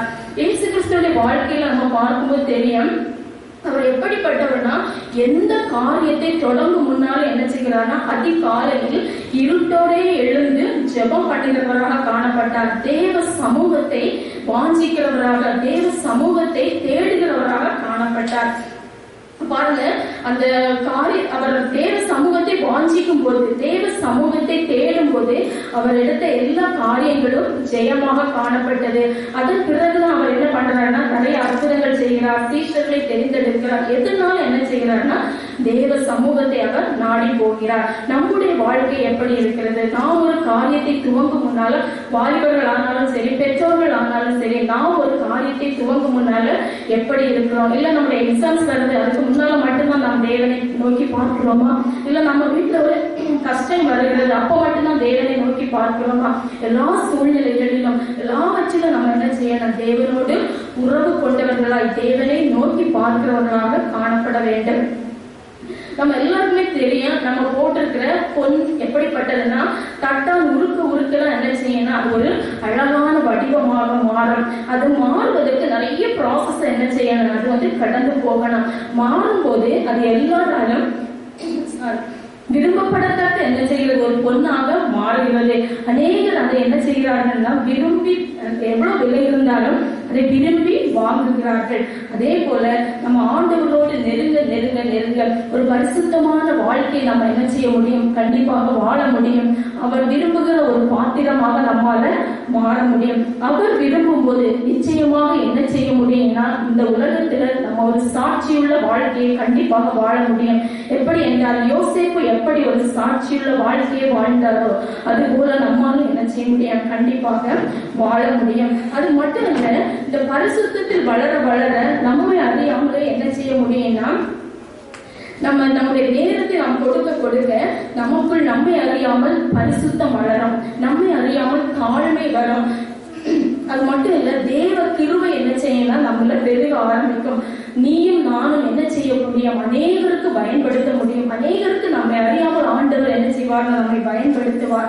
நம்முடைய வார்த்தைகள் பிறரை ஆறுதல் படுத்தும். இப்ப பாருங்க, சில பேசுகிற வார்த்தைகள் பிறரை ஹர்ட் பண்றதா இருக்கலாம். ஆனா நீ ஆண்டவரோடு நெருங்கும் போது, ஒரு பரிசுத்தமான வாழ்க்கையை நீ வாழும் போது கண்டிப்பாக என்ன செய்ய முடியும்? நம்மை அறியாமல் நம்முடைய வார்த்தைகள் பிறருடைய புண்களை, காயப்படுத்துகிற புண்களை ஆறுதல் படுத்துவதாக காணப்படும். உன்னுடைய வாழ்க்கை ஒரு பரிசுத்தமான வாழ்க்கை வாழ்வதற்கு ஒரு சாட்சியாக இருக்கும். நம்முடைய குடும்பத்தார் மட்டுமல்ல, புறஜாதியான ஜனங்களும் உன்னுடைய பரிசுத்தமான வாழ்க்கையின் ஒரு அங்கமான தாழ்மையை உன்னில் கண்டு நம் உயிருள்ள தேவனை என்ன செய்வார்கள்? ஏற்றுக்கொள்வார்கள். அதான் ஒரு உயிருள்ள சாட்சி. நாம் பரிசுத்தமான ஒரு வாழ்க்கை வாழ்வு, எவ்வளவோ குணங்கள் நம்மை அறியாமல் நம்முடைய வாழ்க்கையில் பெருக ஆரம்பிக்கும். முக்கியமாக மன தாழ்மை ஆண்டவர் நமக்கு தருவார். அந்த தாழ்மை வரும்போது நம்மை அறியாமல் நம்முடைய வாழ்க்கையில் நாம் பலருக்கு ஆசீர்வாதமாக இருப்போம். இப்படிப்பட்ட வாழ்க்கை வாழ வேண்டும் என்று சொல்லி நீங்களும் நானும் விரும்பும் போது, நீயும் நானும் ஏற்றுக்கொள்ளும் போதே கர்த்தர் கண்டிப்பாக என்ன செய்ய முடியும்? அங்கு கிரியை செய்ய முடியும். நம்ம எல்லாருக்கும் தெரியும், ஒரு நாளில் 24 hours இருக்கிறது என்று சொல்லி நம்ம எல்லாருக்குமே தெரியும். ஆனா ஆண்டவர் எல்லாம் இதுல தசம பாகம் கேட்கிறார் இல்லையா? 24 hours சொல்லும் போது 2.5 மணி நேரம் ஆண்டவருக்கு நம்ம கொடுக்கணும். ஆனா நம்ம ஒரு 30 நிமிஷம் நீ டெய்லி கொடுத்து பாரு ஆண்டவருக்கு. உன்னுடைய நேரத்தை ஒரு அட்லீஸ்ட் ஒரு 30 minutes ஆண்டுடைய சமூகத்துல உட்கார்ந்து ஜெபம் பண்ணி பாரு. ஒன்னை அறியாமலே உனக்குள்ள ஒரு மாற்றம் வருவதை நீ கண்டிப்பாக உணர்ந்து கொள்ள முடியும். நான் எனக்கு ஒரு சேலஞ்சிங்கா சொல்றேன், நிறைய நேரம் நீ கொடுக்கணும்னு தேவையில்லை. ஒரு 30 நிமிஷத்துல நீ ஸ்டார்ட் பண்ண, இல்ல ஒரு 10 நிமிஷத்துல நீ உண்மையா ஸ்டார்ட் பண்ண. ஆண்டுடைய சமூகத்துல முழங்கால் படிக்கிட்டு கேளு. நீ 10 நிமிஷம் இன்னைக்கு ஸ்டார்ட் பண்ணன்னு வச்சுக்கோங்க, நாளைக்கு உங்களை அறியாமலே அது 15 ஆயிரம். ஆட்டோமேட்டிக்கா 1 month அது 2.5 hours மேலே ஆயிரும். அதனால ஸ்டார்ட் பண்ணும்போது கொஞ்ச நேரத்துல ஆண்டவருக்கு நீங்க கொடுத்து பாருங்க. நிச்சயமாக உங்களுடைய வாழ்க்கை உங்களை அறியாமலே ஒரு பரிசுத்தமான வாழ்க்கைக்கு, ஒரு மன தாழ்மையான வாழ்க்கைக்கு நேராக ஆண்டவர் உங்களை கண்டிப்பாக வழி நடத்துவார். உங்களுக்கு இந்த வாழ்க்கை வேண்டும் என்று சொல்லி நீங்கள் விரும்புகிறீர்களா? ஆண்டவரிடத்துல கேளுங்க, ஆண்டவரே எனக்கு இந்த பரிசுத்தமான வாழ்க்கை வேணும். எவ்வளவு காலம் நான் இந்த உலகத்துல வாழ போறேன்னு தெரியாது ஆண்டவரே. நான் வாழ்கிற வரையில் உமக்கு ஒரு பயனுள்ள பாத்திரமாய் நான் வாழணும்னு விரும்புகிறேன் சுவாமி. யோசிப்பு பாருங்க, பாவம் பக்கத்துல இருந்துச்சு யோசிப்புக்கு பக்கத்துல. ஏன் அவரால் பாவத்தை நெருங்க முடியல? ஆண்டவரோடு உள்ள உறவு, ஒரு பரிசுத்தமான உறவு, ஒரு வைராக்கியம். என்னுடைய ஒரே இருதயம், அந்த இருதயத்தை நான் ஆண்டவருக்கு கொடுத்துட்டேன். நான் ஆண்டவருக்கு விரோதமாய் பாவம் செய்ய மாட்டேன். பக்கத்துல பாவம் இருந்த போது என்ன செய்யல? யோசிப்பு பாவத்தை நெருங்கவே இல்லை. காரணம் தேவ கிருபை, தேவனோடு கொண்ட அந்த உறவு. நீயும் நானும் அந்த உறவுல இருக்கும்போது ஆட்டோமேட்டிக்கா நம்ம என்ன செய்ய முடியும்? ஒரு பரிசுத்தமான வாழ்க்கையை வாழ முடியும். இரண்டாவதாக இந்த ஹோலின்னு சொல்லக்கூடிய வேர்டுல இருக்கக்கூடிய இரண்டாவது லெட்டர் ஓ. ஓன்னு சொன்னா ஒபீடியன். ஒபீடியன்னா கீழ்ப்படிதல். ஆதியாகமம் 12வது அதிகாரத்துல நம்ம வாசித்தோம். 1 முதல் 5 வரை உள்ள வசனங்களை வாசிக்கும் போது நமக்கு தெரியும், கர்த்தர் ஆபிரகாமிடம் சொல்றாரு, நீ உன் தேசத்தையும் உன் ஜனத்தையும் உன் இனத்தையும் விட்டு புறப்பட்டு நான் உனக்கு காண்பிக்கும் தேசத்துக்கு போன்னு சொல்றாரு. அப்போது நமக்கு தெரியும், இந்த ஆபிரகாமுக்கு வயது 4வது அதிகாரத்துல 4வது வசனத்துல நம்ம பார்க்கும்போது தெரியும், கர்த்தர் ஆபிரகாமுக்கு சொன்னபடியே என்ன செய்யறார், அவர் புறப்பட்டு போகிறார். அதுக்கு கீழே உள்ள வசனங்களை பார்த்தீங்கன்னா தெரியும், அப்போது ஆபிரகாமுக்கு வயது 75. நம்ம பிராக்டிக்கலா திங்க் பண்ணி பாருங்க. இப்ப நம்ம நிறைய பேர் மைக்ரேட்டட் ஆன பீப்புள் தான். இப்ப நாங்க கூட திருச்சியில இருந்து 2014 இங்க பெங்களூர்ல டிரான்ஸ்பர் ஆகி வந்தோம். வரும்போது இங்க யாரையுமே எங்களுக்கு தெரியாது. ஒரே கன்ஃபியூஷனா இருந்துச்சு, எஸ்ப்பா யார் எங்களுக்காக வீடு பார்ப்பாங்க, எங்க போய் இறங்குவோம், ஈவன் ஹெட் குவார்டர்ஸ் எங்களுக்கு இருந்தாலும் எங்களுக்கு வீடு பார்க்கறதுக்கு யாரும் இல்லையே சுவாமி அப்படின்னு சொல்லி ரொம்ப கலங்கினோம். அப்பதான் பேசேஜ் மெடிடேட் பண்ணும்போது பாருங்க, 75 வயது ஆண்டவர் சொல்றாரு, நீ புறப்பட்டு போ அப்படின்னு சொல்றாரு. ஒரு வார்த்தை கூட இந்த ஆபிரகாம் திரும்பி கேட்கல கர்த்தரிடத்துல, நான் எப்படி போவேன், எங்களுக்கு நமக்குன்னு வருங்க நம்ம நிறைய சேலஞ்சஸ் திங்க் பண்ணுவோம், இல்ல ஃபியூச்சரை திங்க் பண்ணுவோம், எப்படி போவோம், எப்படி டிரான்ஸ்போர்டேஷன். ஆனா இந்த பாருங்க, கீழ்ப்படிந்த இந்த ஆபிரகாம், விசுவாசிகளின் தகப்பனாகிய இந்த ஆபிரகாம் ஒரு வார்த்தை கூட ஆண்டவரிடத்துல திரும்பி கேட்கவே இல்லை. எல்லாவற்றையும் அவர் அது மட்டும் எதெல்லாம் எடுத்துட்டு போறாருன்னா, அவர் யாரால எதையெல்லாம் சம்பாதித்திருந்தாரோ எல்லாவற்றையும் கூட்டிட்டு போறாரு. எவ்வளவு கஷ்டம் பாருங்க. பிராக்டிகலா நம்ம திங்க் பண்ணி பார்க்கும்போது மனைவி லோத்து ஆறாம் சம்பாதித்திருந்த சம்பாத்தியங்கள், ஆடு மாடுகள் எல்லாவற்றையும் என்ன செய்யறாருன்னா வரிசையா எடுத்துட்டே போறாரு. என்ன ஒரு கீழ்ப்படிந்த ஒரு விசுவாசத்தோடு கூடிய ஒரு கீழ்ப்படிதல். இன்னைக்கு நீங்க நானும் வாலிப வயதுல இருக்கும் போது நம்முடைய கீழ்ப்படிதல் எங்க இருக்கிறது? பெற்றோருக்கு ஆனாலும் சரி, அநேகர் பட்ட பெயர்கள் எல்லாம் போடுவோம் இல்லையா? ஆனா நம்முடைய கீழ்ப்படிதல், நம்முடைய விசுவாசம் எங்க இருக்கிறது? ஒரு ஆபிரகாம் பார்க்கும் போது அவர் எந்த ஒரு எதிர் கேள்வியுமே கேட்காதபடிக்கு தேவனுக்கு பயந்து என்ன செய்கிறார்னா அப்படியே நடக்கிறார். ஆண்டவர் என்னை நடத்துவார் அப்படின்னு சொல்லக்கூடிய ஒரு விசுவாசத்தோடு கூடிய, எதை பற்றியுமே கவலைப்படல, எதை பற்றியுமே அவர் யோசிக்கவே இல்லை. ஆனா போற வழியில நிறைய பாடுகளை அவர்கள் சந்தித்தார்கள் இல்லையா? நிறைய கஷ்டங்கள் உண்டு. ஆனாலும் ஈசாக்கை ஆண்டவர் பலியிட சொல்றாரு. அந்த டைம்ல தான் ஆண்டவர் ப்ராமிஸ் பண்றாரு, நான் சொன்னதே வானத்து நட்சத்திரங்களை போல பெருக பண்ணுவேன்னு சொல்லி அப்போ ப்ராமிஸ் பண்றாரு. 100வது வயதுல குழந்தைய கொடுக்கிறாரு. ஆனா கொடுத்த பிறகு ஆண்டவர் என்ன செய்யறாரு, கேட்கிறாரு அந்த குழந்தைய, நீ எனக்காக ஈசாக்கை மோரியா மலையில பலி இல்லைன்னு சொல்லி. அப்பவும் என்ன செய்யல, அந்த ஆபிரகாம் ஒரு வார்த்தை கூட மறுமொழி சொல்லவே இல்லை. ஆண்டவரே நீர் எனக்கு 25 வருஷம் கழிச்சு தந்த குழந்தை அப்படின்னு சொல்லி, 100வது வயதுல தந்த குழந்தை ஆண்டவரேன்னு சொல்லி கேள்வி கேட்கவே இல்லை. கல்யாணம் ஆரம்பிக்கலாம் தெரியும், ஒரு 2 இயர்ஸ் குழந்தை இல்லைன்னா கூட அது எவ்வளவு கஷ்டம் அப்படின்னு சொல்லி நமக்கு எல்லாரும் நல்லாவே தெரியும். அந்த பாடுகளின் வழியாய் கடந்து போகும்போதுதான் அதோட வேல்யூ நமக்கு ரொம்பவே புரியும். ஆபிரகாம பாருங்க, எவ்வளவோ செல்லமா அந்த பிள்ளைய வளர்த்தி இருப்பாரு. ஆனாலும் கேள்வி கேட்க அவர் துணியவே இல்லை. என்ன ஒரு விசுவாசம்னா, அவர் என் அப்பா, அந்த உறவில் அவர் இருக்கும் போது கண்டிப்பாக தெரியும், தேவனோடு உள்ள உறவுல நீயும் நானும் இருப்பாய்ன்னு சொன்னா எது நடந்தாலும், நம்முடைய வாழ்க்கையில எது நடந்தாலும் அவர் என்னுடைய வாழ்க்கையில் தவறு செய்யவே மாட்டார்னு சொல்லக்கூடிய ஒரு நிச்சயம் நமக்கு கண்டிப்பாகவே வரும். நாங்க பாருங்க, 2007வது வருடத்துல எங்களுக்கு திருமணம் ஆனது. 2008வது வருடத்துல கர்த்தர் கிருபையாக ஜூலை மாதம் ஒரு குழந்தையை தர போகிறார் அப்படின்னு சொல்லி ஆசையோடு இருந்தாங்க. ஆகஸ்ட்ல தருவார் அப்படின்னு இருந்த ஜூலை மாதத்துல எங்களுக்கு அந்த ஒரு ஜாண்டிஸ் டைஃபாய்டு எனக்கு வந்ததுனால அந்த குழந்தை என்ன செய்யணும், ரொம்ப அந்த டைம்ல எல்லாம் கஷ்டப்பட்டோம். அந்த குழந்தைக்கு அஃபெக்ட் ஆச்சு, அதனால அஃபெக்ட் ஆச்சான்னு தெரியாது. ஆனா அந்த குழந்தை அஃபெக்ட் ஆகி ஒரு வித்தின் 1 வீக்ல பேபி இறந்துச்சு. அப்போ நான் உயிர் பிழைச்சதே ரொம்ப பெரிய விஷயம் அப்படின்னு சொல்லுவாங்க. இப்பவும் என்ன பாக்குற டாக்டர்ஸ் எல்லாம், செக் பண்ற டாக்டர்ஸ் சொல்லுவாங்க, நீங்க இந்த உலகத்துல இருக்கிறீங்கன்னா பெரிய மிராக்கிள் அப்படின்னு சொல்லுவாங்க. ஆண்டவர் எனக்கு கிருபையா அடுத்த வாழ்க்கையை தந்தார். இப்ப நம்ம இந்த ப்ராசஸ் எல்லாம் கடந்து போகும்போது பாருங்க, அந்த ஆபிரகாம் நம்ம திங்க் பண்ணும் போது அவர் எவ்வளவு ஆசை வச்சிருப்பாரு அந்த குழந்தைக்கு மேல, எவ்வளவு பாசம் காட்டி வளர்த்திருப்பாரு. ஆனா ஆண்டவர் கேட்கிறாரு, கேட்டோம்னா ஈஸியா அந்த ஆபிரகாம் கீழ்படுறாரு. நான் என்ன இதுல உங்களுக்கு சொல்ல வரேன்னா, நீயும் நானும் தேவனோடு இருப்போம்னு சொன்ன, நான் நிறைய தடவை இதை சொல்லிட்டேன். நீயும் நானும் தேவ உறவுல வளர வளர உனக்குள்ள ஒரு கான்பிடன்ஸ் வரும், உனக்குள்ள ஒரு பரிசுத்தம் வரும், உனக்குள்ள ஒரு தாழ்மை வரும். என் தேவன் என்னுடைய வாழ்க்கையில் தவறு செய்ய மாட்டார். நான் அப்பவும் அப்படிதான் நினைச்சேன். எனக்குள்ள நிறைய கொஸ்டின் அந்த டைம்ல, ஏன் ஆண்டவர் எனக்கு தவறு பண்ணீங்க? ஆனா ஒரே ஒரு கான்பிடன்ஸ், என் தேவன் எனக்கு வாழ்க்கையில் தவறு செய்யவே மாட்டார். அப்புறம் பாருங்க, ரொம்ப ப்ரே பண்ணி 2வது குழந்தை பிறந்துச்சு. இப்ப பாருங்க, அவனை பார்க்கும் போதெல்லாம் அந்த அவர் எனக்கு தந்த ஒரே வசனம், முந்தின ஆலயத்தின் மகிமையை பார்க்கலும் இந்த பிந்தின ஆலயத்தின் மகிமை பெரிதா இருக்கும்.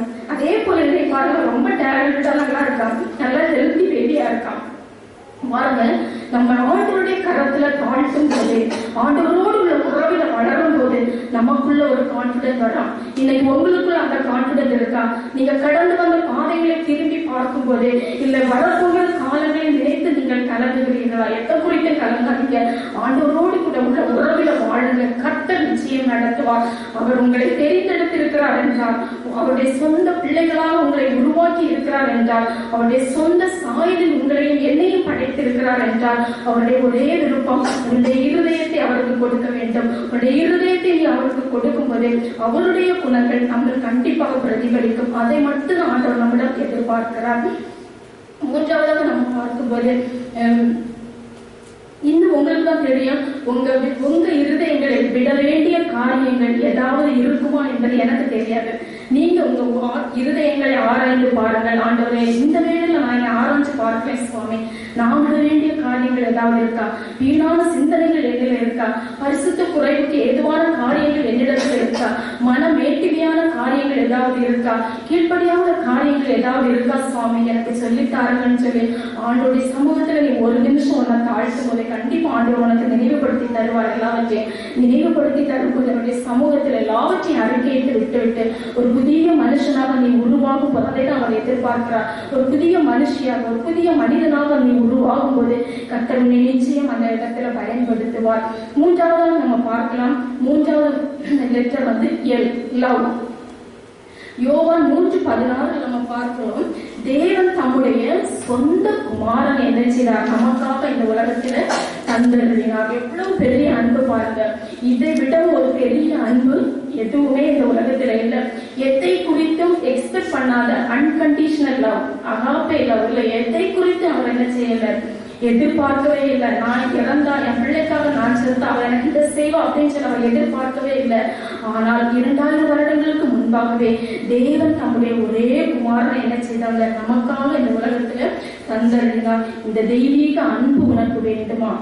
நீ ஒரு நிமிஷம் யோசித்து பாரு. இந்த உலகத்தில் அழிந்து போகிற அன்பு நிறைய உண்டு, அழிந்து போகிற காரியங்கள் நிறைய உண்டு. அது வேணுமா? இல்ல அந்த தெய்வீக அன்பு வேணுமா? இந்த அன்கண்டிஷனல் லவ் நீ ஏற்றுக்கொள்ளும் போதே அதுல வரக்கூடிய ஆசீர்வாதங்கள் நிறைய.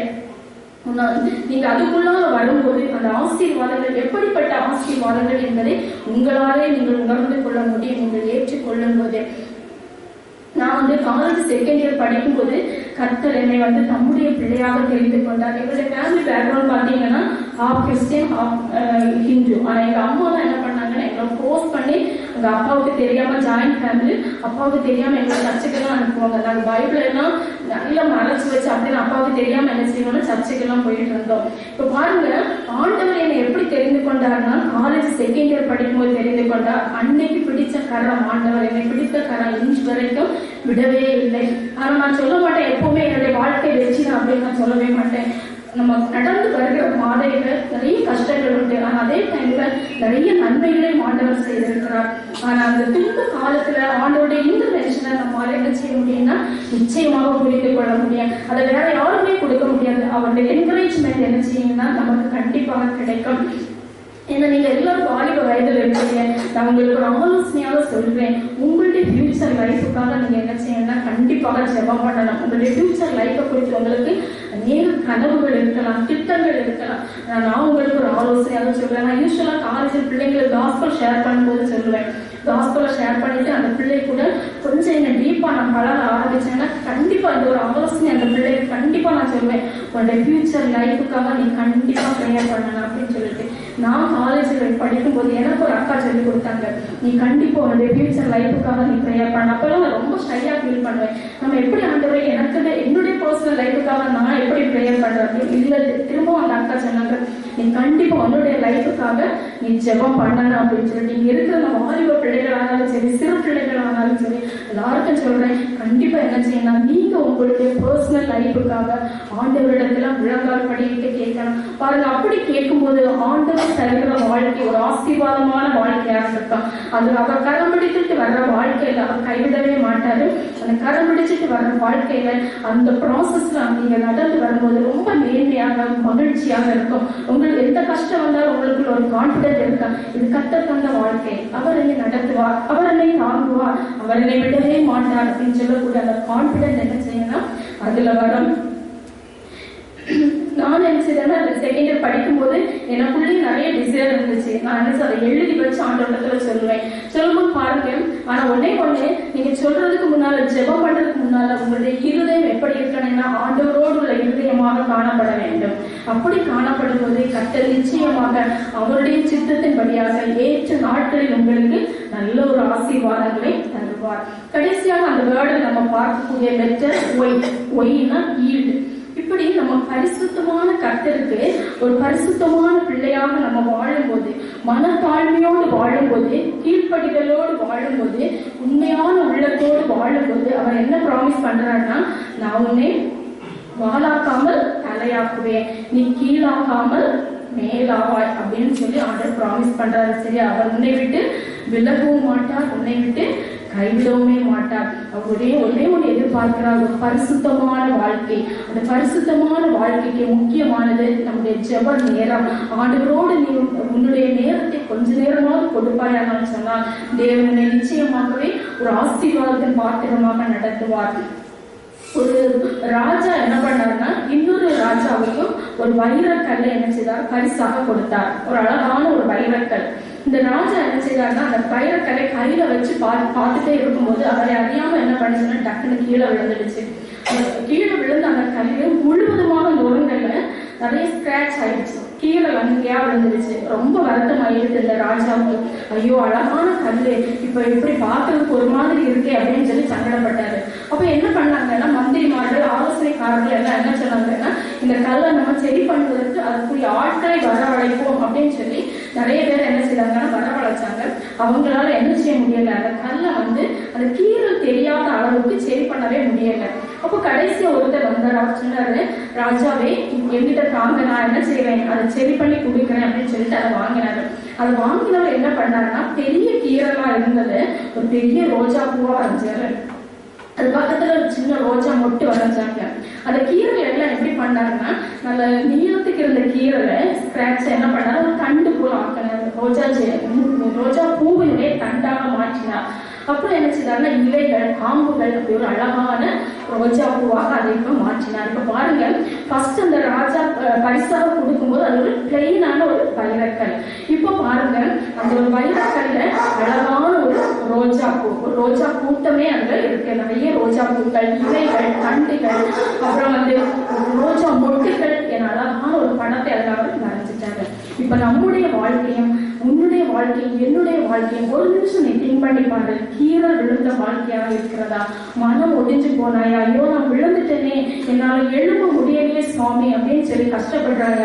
ஆண்டுடைய கரத்துல ஒப்புக்கொண்டு, ஆண்டவரே என்னுடைய வாழ்க்கை கீரல் விழுந்த வாழ்க்கையா இருக்கு சுவாமி, அவரால் உண்மை சரி பண்ண முடியும். இதுக்கு முன்னால் உன் வாழ்க்கை அசிங்கமானது, அலங்கோலமானதா இருக்கலாம். உன்னுடைய இருதயம் எப்படிப்பட்டது என்பது தேவனுக்கு தெரியும், பெற்றோர்களுக்கு தெரியாது, எங்கள் யாருக்கும் தெரியாது, தேவனுக்கு தெரியும். அந்த வாழ்க்கையை உன்னுடைய இருதயத்தை ஆண்டவருடைய கரத்துல ஒப்பு கொடுத்து பாரு. அதை ஒரு அழகான ஒரு அழகான ஒரு வாழ்க்கையாக கர்த்தர் என்ன செய்வார், அழகான இருதயமாக கர்த்தர் உனக்கு மாற்றி தருவார். இந்த நம்முடைய பெற்றோருடைய கடமைகள் என்னன்னு சொல்லி நம்ம பார்க்கும்போது உபாகமம் 6வது அதிகாரம் 6வது வசனத்துல நம்ம பார்க்கலாம். பிள்ளைகளை எப்படி வழி நடத்தணுமா, தங்கள் பிள்ளை ஒரு சில ஆலோசனைகளை நான் பெற்றோருக்கு மட்டும் தருகிறேன். பிள்ளைகளை முழு இருதயத்தோடு கர்த்தரை நேசிக்க, அவருடைய வழிகளில் நடக்க என்ன செய்ய வேண்டும், சிறு வயது முதலே நாம கற்றுக் கொடுக்க வேண்டும். பெற்றோருடைய கடமைகள் நிறைய இருக்கிறது. அது ஒன்று, நம்ம சிறு வயது முதலே பிள்ளைகளுக்கு வேத வசனங்களை கற்றுக் கொடுக்க வேண்டும். இரண்டாவதாக, நம் பிள்ளைகளுக்கு வேதத்தின் கட்டளைகளை கொடுக்க, அந்த வேத வசனங்களை கற்பிக்க தவறும் போது உலகம் என்ன செய்கிறதுனா அவர்களுக்கு அநேக விதமான மாறு கருத்துக்களை கற்றுக் கொடுக்கிறது. நாம் பெற்றோர்கள் தவறும் போது உலகம் என்ன செய்கிறது, வேறு காரியங்களை அவர்களுக்கு கற்றுக் கொடுக்கிறது. மூன்றாவதாக பாருங்க, அனுதினமும் நம்ம என்ன செய்யணும், பெற்றோர்கள் பிள்ளைகளுக்காக ஜெபம் பண்ண வேண்டும். அதிகாலையில் எழுப்பி பிள்ளைகளுடைய தலையின் மேல் உங்களுடைய கரங்களை வைத்து பிள்ளைகளுக்காக அனுதினமும் ஜெபம் பண்ணுங்கள். நான்காவது உங்களுடைய குடும்பத்தை, உங்களுடைய குடும்ப வாழ்க்கையை, உங்கள் பிள்ளைகளுடைய வாழ்க்கையை சத்துருவானவன் நுழைந்து சீர்குலைத்து போகாதபடி இருப்பதற்கு ஜாக்கிரதையா இருக்க வேண்டும். வேதத்துல வசனம் வரும், அவன் எப்படும் ஒரு லூப்பு கிடைக்கும் அது வழியா ஏறலாம் அப்படின்னு சொல்லி இருப்பான்.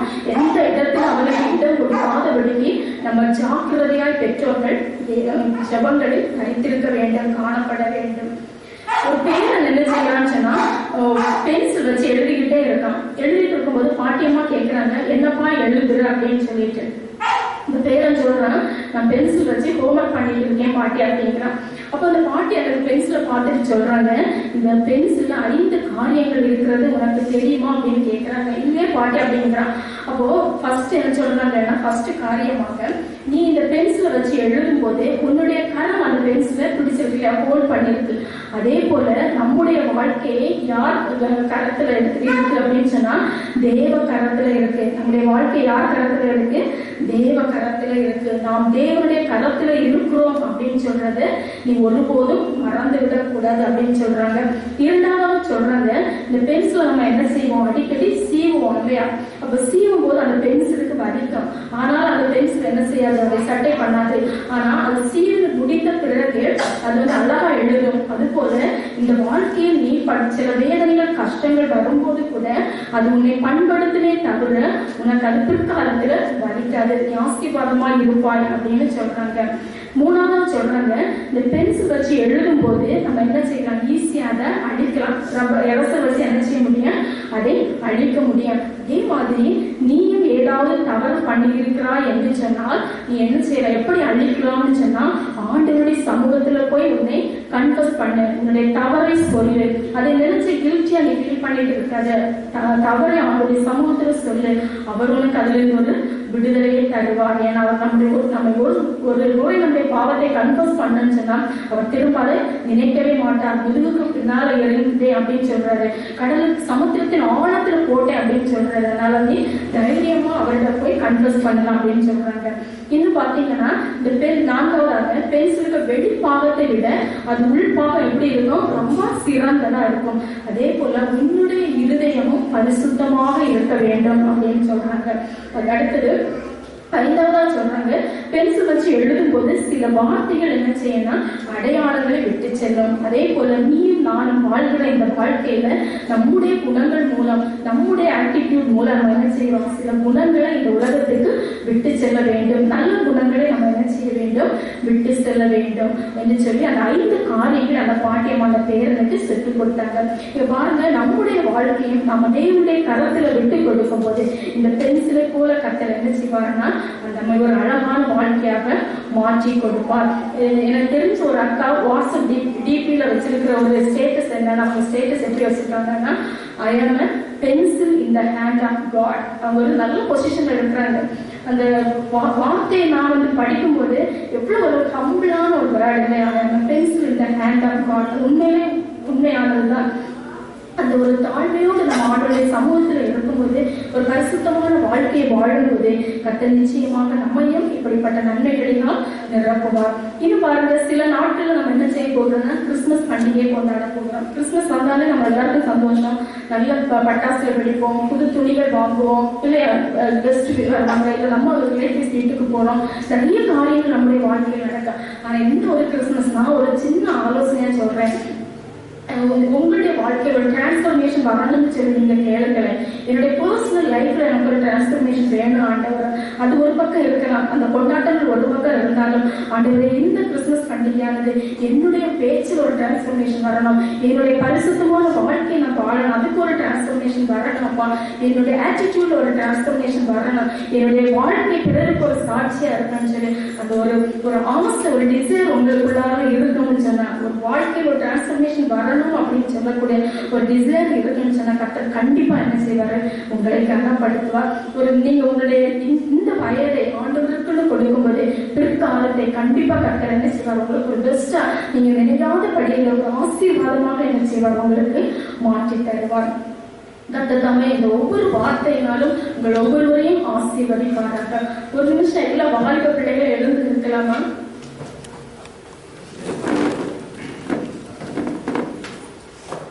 அவருடைய பெற்றோர்கள் இருப்பீர்கள் சொன்னா அவங்க கூட எழுதி நிற்கலாம். இந்த பிள்ளைகளுடைய பெற்றோர்கள்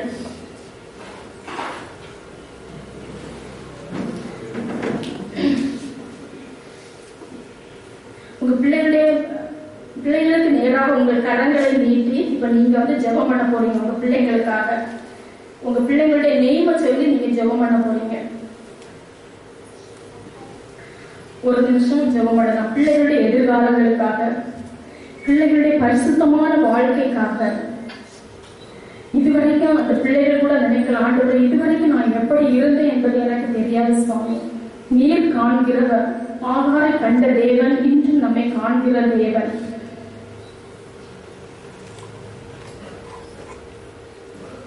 இந்த பிள்ளைகளுடைய வாழ்க்கையை கர்த்தருடைய கரத்தில் ஒப்பு கொடுப்போம் சுவாமி. ஒரு பரிசுத்தமான வாழ்க்கையை வாழ்வதற்கு உதவி செய்ய நீங்க கேட்கலாமா? கேளுங்கள் தரப்படும் அப்படின்னு சொல்றாரு. நீங்க கேளுங்க, உங்க வாய்களை திறந்து ஆண்டவரே ஒரு பரிசுத்தமான வாழ்க்கையை நான் வாழணும் சுவாமி. உண்மை போல நான் மாறணும் ஆண்டவரே. என்னுடைய வாழ்க்கை ஒரு டிரான்ஸ்ஃபார்ம் ஆகணும் சுவாமி. என்னுடைய பேச்சுல மாறணும், என்னுடைய ஆட்டிடியூட் மாறணும், என்னுடைய திங்கிங் மாறணும்னு சொல்லி கேளுங்க. கோபம் வரக்கூடாது, எரிச்சல் வரக்கூடாது சுவாமி, பெருமை வரக்கூடாது, இதெல்லாம் மாறணும்னு சொல்லி கேளுங்க. ஏசப்பட்ட இந்த கிறிஸ்துமஸ் பண்டிகை எனக்கு ஒரு டிரான்ஸ்பர்மேஷன் நாளா இருக்கணும் சுவாமி. நான் புதிய வருடத்துக்குள் அடியெடுத்து வைக்கும் போது ஒரு புதிய மனுஷனாய், ஒரு புதிய மனுஷியாய் நான் வாழணும்னு சொல்லி கேளுங்க. அன்பின் பரலோக பிதாவே, இந்த அருமையான ஓய்வு நாளின் கால வேலைக்காக உண்மை துதிக்கிறோம், உண்மை ஸ்தோத்திரிக்கிறோம் சுவாமி. தகப்பனே, நீர் இந்த பிள்ளைகளை வைத்திருப்பதில் ஒரு நோக்கம் உண்டு ராஜா.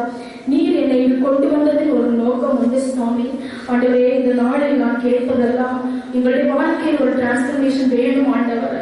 இந்த உலக வாழ்க்கை எவ்வளவு நாள் என்பது எங்களுக்கு தெரியாது சுவாமி. ஆண்டவரே, உங்களுடைய வருகைக்காக நாங்கள் வரும்போது ஒரு சில ஆத்மாக்களை மண்டை கொண்டு வரணும் சுவாமி. ஆண்டவரே, இந்த பிள்ளைகளுக்கு அப்படிப்பட்ட ஒரு பேர்டனை கொடுங்க ராஜா. ஒரு தர்ஸ்ட் அந்த பிள்ளைகளுடைய இருதயத்துல ஊற்றுங்க சுவாமி. இந்த கிறிஸ்துமஸ் பண்டிகையில நான் ஒரு ஆளுக்காவது உங்களுடைய அன்பை பற்றி சொல்லணும் அப்படின்னு சொல்லக்கூடிய ஒரு வாஞ்சியை பிள்ளைகளுடைய இருதயங்களில கொடுங்க சுவாமி. எவ்வளவோ எனர்ஜெட்டிக்கா இருக்காங்க ராஜா, உங்களுக்கு நன்றி செலுத்துகிறேன் ஆண்டவர். அப்பா, இந்த பிள்ளைகள் தொடர்ந்து பரிசுத்தமான வாழ்க்கை வாழட்டும் ராஜா. உம்மோடு உள்ள உறவுல வளரட்டும் சுவாமி. அதை விட பெரிய கிஃப்ட் இந்த உலகத்துல வேற எதுவும் இல்லை ராஜா. உம்மோடு உள்ள உறவுல வளரட்டும் ஆண்டவரே. உண்மை தெய்வமாக கொண்ட ஜனம் வாக்கியம் உள்ளது சுவாமி. நீர் எங்களை தெரிந்தெடுத்திருக்கிறீர், உமக்கு நன்றி செலுத்துகிறோம் ஆண்டவரை. அப்பா, ஒவ்வொரு வாலிப தம்பி தங்கச்சி உங்களுடைய கரத்தில் ஒப்பு கொடுக்கிறோம் ஆண்டவரை. பயன்படுத்தும் பிள்ளைகளுடைய எதிர்காலங்களை பொறுப்படுத்திக் கொள்ளுங்க, தாழ்மையை கொடுங்க, கீழ்ப்படிதலை கொடுங்க ராஜா. உமக்குள்ளான அன்பில் வளரட்டும் ஆண்டவர். உலக பிரகாரமான அன்பில் அல்ல சுவாமி, உங்களுடைய அன்பில் எங்கள் பிள்ளைகள் வளரட்டும் ஆண்டவர். அநேகருக்கு எங்கள் பிள்ளைகள் கனி கொடுக்கட்டும் ராஜா. ஆண்டவரை, யோசேப்பை குறித்து நீர் சொன்னீரை, கனித்தருகிற செடி பாவம் பக்கத்துல இருந்த போது கூட யோசேப்பால நெருங்க முடியலப்பா, நீர் வேறு அடைத்திருந்தேன். அதே போல இந்த பிள்ளைகளை உடைய கரத்துல ஒப்பு கொடுக்கிறேன் ஆண்டவர். பாவம் உள்ள உலகத்துல வாழ்ந்து கொண்டு இருக்கிற நாங்கள் ஆண்டவர், இந்த உலகத்தால கரைபட்டு விடாதபடி எங்கள் பிள்ளைகளை வேலையடித்துக் கொள்ளுங்க ராஜா. ஆண்டவரே, ஒரு பரிசுத்தமான வாழ்க்கை வாழணும்னு சொல்லக்கூடிய ஒரு தர்ஸ்ட் பிள்ளைகளுடைய இருதயத்துல கொடுங்கப்பா. ஒரு வைராக்கியத்தை கொடுங்க ராஜா. ஆண்டவரே, பெற்றோருக்காக ஜெபிக்கிறோம். எவ்வளவு பாரத்தோடு கனவுகளோடு ஆண்டவரே, எவ்வளவு வேதனைகளின் மத்தியில் இருப்பார்கள் என்பது உமக்கு தெரியும் ஆண்டவர். ஆண்டவர், அநேக வேளைகளில் பெற்றோர்களுடைய ஆசைகள், பெற்றோர்களுடைய அன்ஸ்போக்கன் கன்சர்ன்ஸ் எங்களுக்கு தெரியாத ஆண்டவர் நீர் அறிந்திருக்கிறீர் சுவாமி. கர்த்தாவே, அவர்களுடைய வாஞ்சிகளுக்கும் எண்ணங்களுக்கும் விருப்பங்களுக்கும் மேலாக நீர் அவர்களை ஆசீர்வதிக்க வேண்டுமாய் ஜெபிக்கிறோம் ஆண்டவர். விளைவுகளை கனப்படுத்துங்க ராஜா. ஆண்டவரை, ஒவ்வொரு நாளும் எல்லாருக்கும் நல்ல ஹெல்த்தை கொடுங்க ராஜா.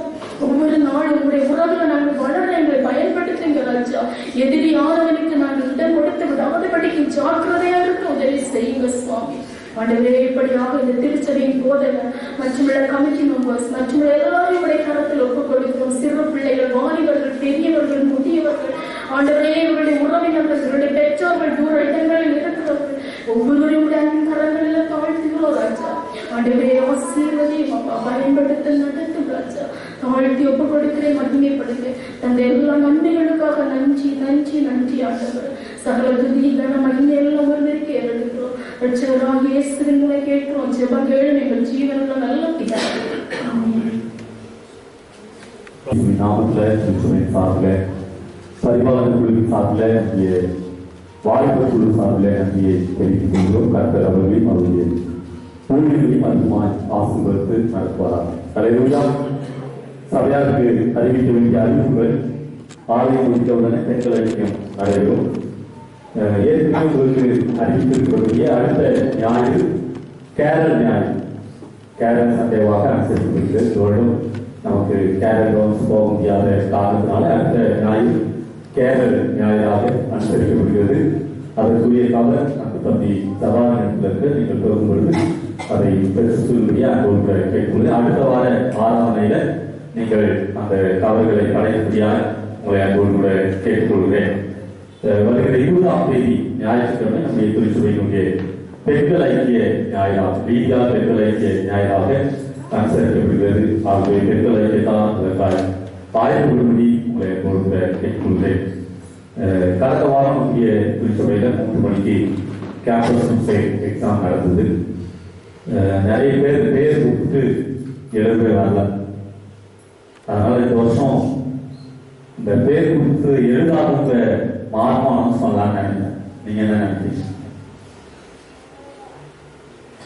இப்போ நான் பேர் கொடுத்து நான் எழுதுறேன்னா கனகராஜ் 0 அப்படின்னு சபையில சொல்லலாம்னு நினைக்கிறேன். இல்லைங்களா? தயவு செய்து இப்படிப்பட்ட தேர்வுகளில் நீங்கள் கலந்து கொண்டால் நம்முடைய வேத அறிவு அதிகமாக இருக்கிற காரணத்துக்காக தான் இது ஒழுங்கு செய்யப்படுகிறது. ஆகவே அடுத்த முறை அதில் நீங்கள் கவனம் செலுத்தும்படியாக அன்போடு கூட கேட்டுக்கொள்கிறேன். வருகிற நாட்களில் பிறந்த நாள் திருமண நாள் காணப்போகிற பிள்ளைகளை நாம் வாழ்வோம். திருமண நாட்கள் இல்லை, பிறந்த நாட்கள். 8ஆம் தேதி நம்முடைய பிறந்த நாளை காண்கிற மிஸ்டர் ஆர் இமானுவேல் அவர்களுக்காக, 8ஆம் தேதி நம்முடைய பிறந்த நாளை காண்கிற மிஸ்டர் கிறிஸ்டோபர் சன்னாபுரம் அவர்களுக்காக, 9ஆம் தேதி தன்னுடைய பிறந்த நாளை காண்கிற மிஸ்டர் ஜெயபாண்டியன் அவர்களுக்காக, 10ஆம் தேதி தன்னுடைய பிறந்த நாளை காண்கிற பிரியதர்ஷன் சாரஸ் அவர்களுக்காக ஆண்டவரை நோக்கி ஜெபம் செய்வோம். நிறைவாக நாம் யாவும் எழுந்து நின்று பாடல் புத்தகத்தில் 68வது பாடல் பெத்தலையில் பிறந்தவரை போற்றி தூதி மனமே என்ற பாடல் உற்சாகமாக கரங்களை கட்டி பாடும். அப்பொழுது நம்மை நம்முடைய காணிக்கையை ஆண்டவருடைய சன்னிதானத்தில் கொடுப்போம். 68வது பாடல் பெத்தலையில் பிறந்தவரை போற்றி தூதி.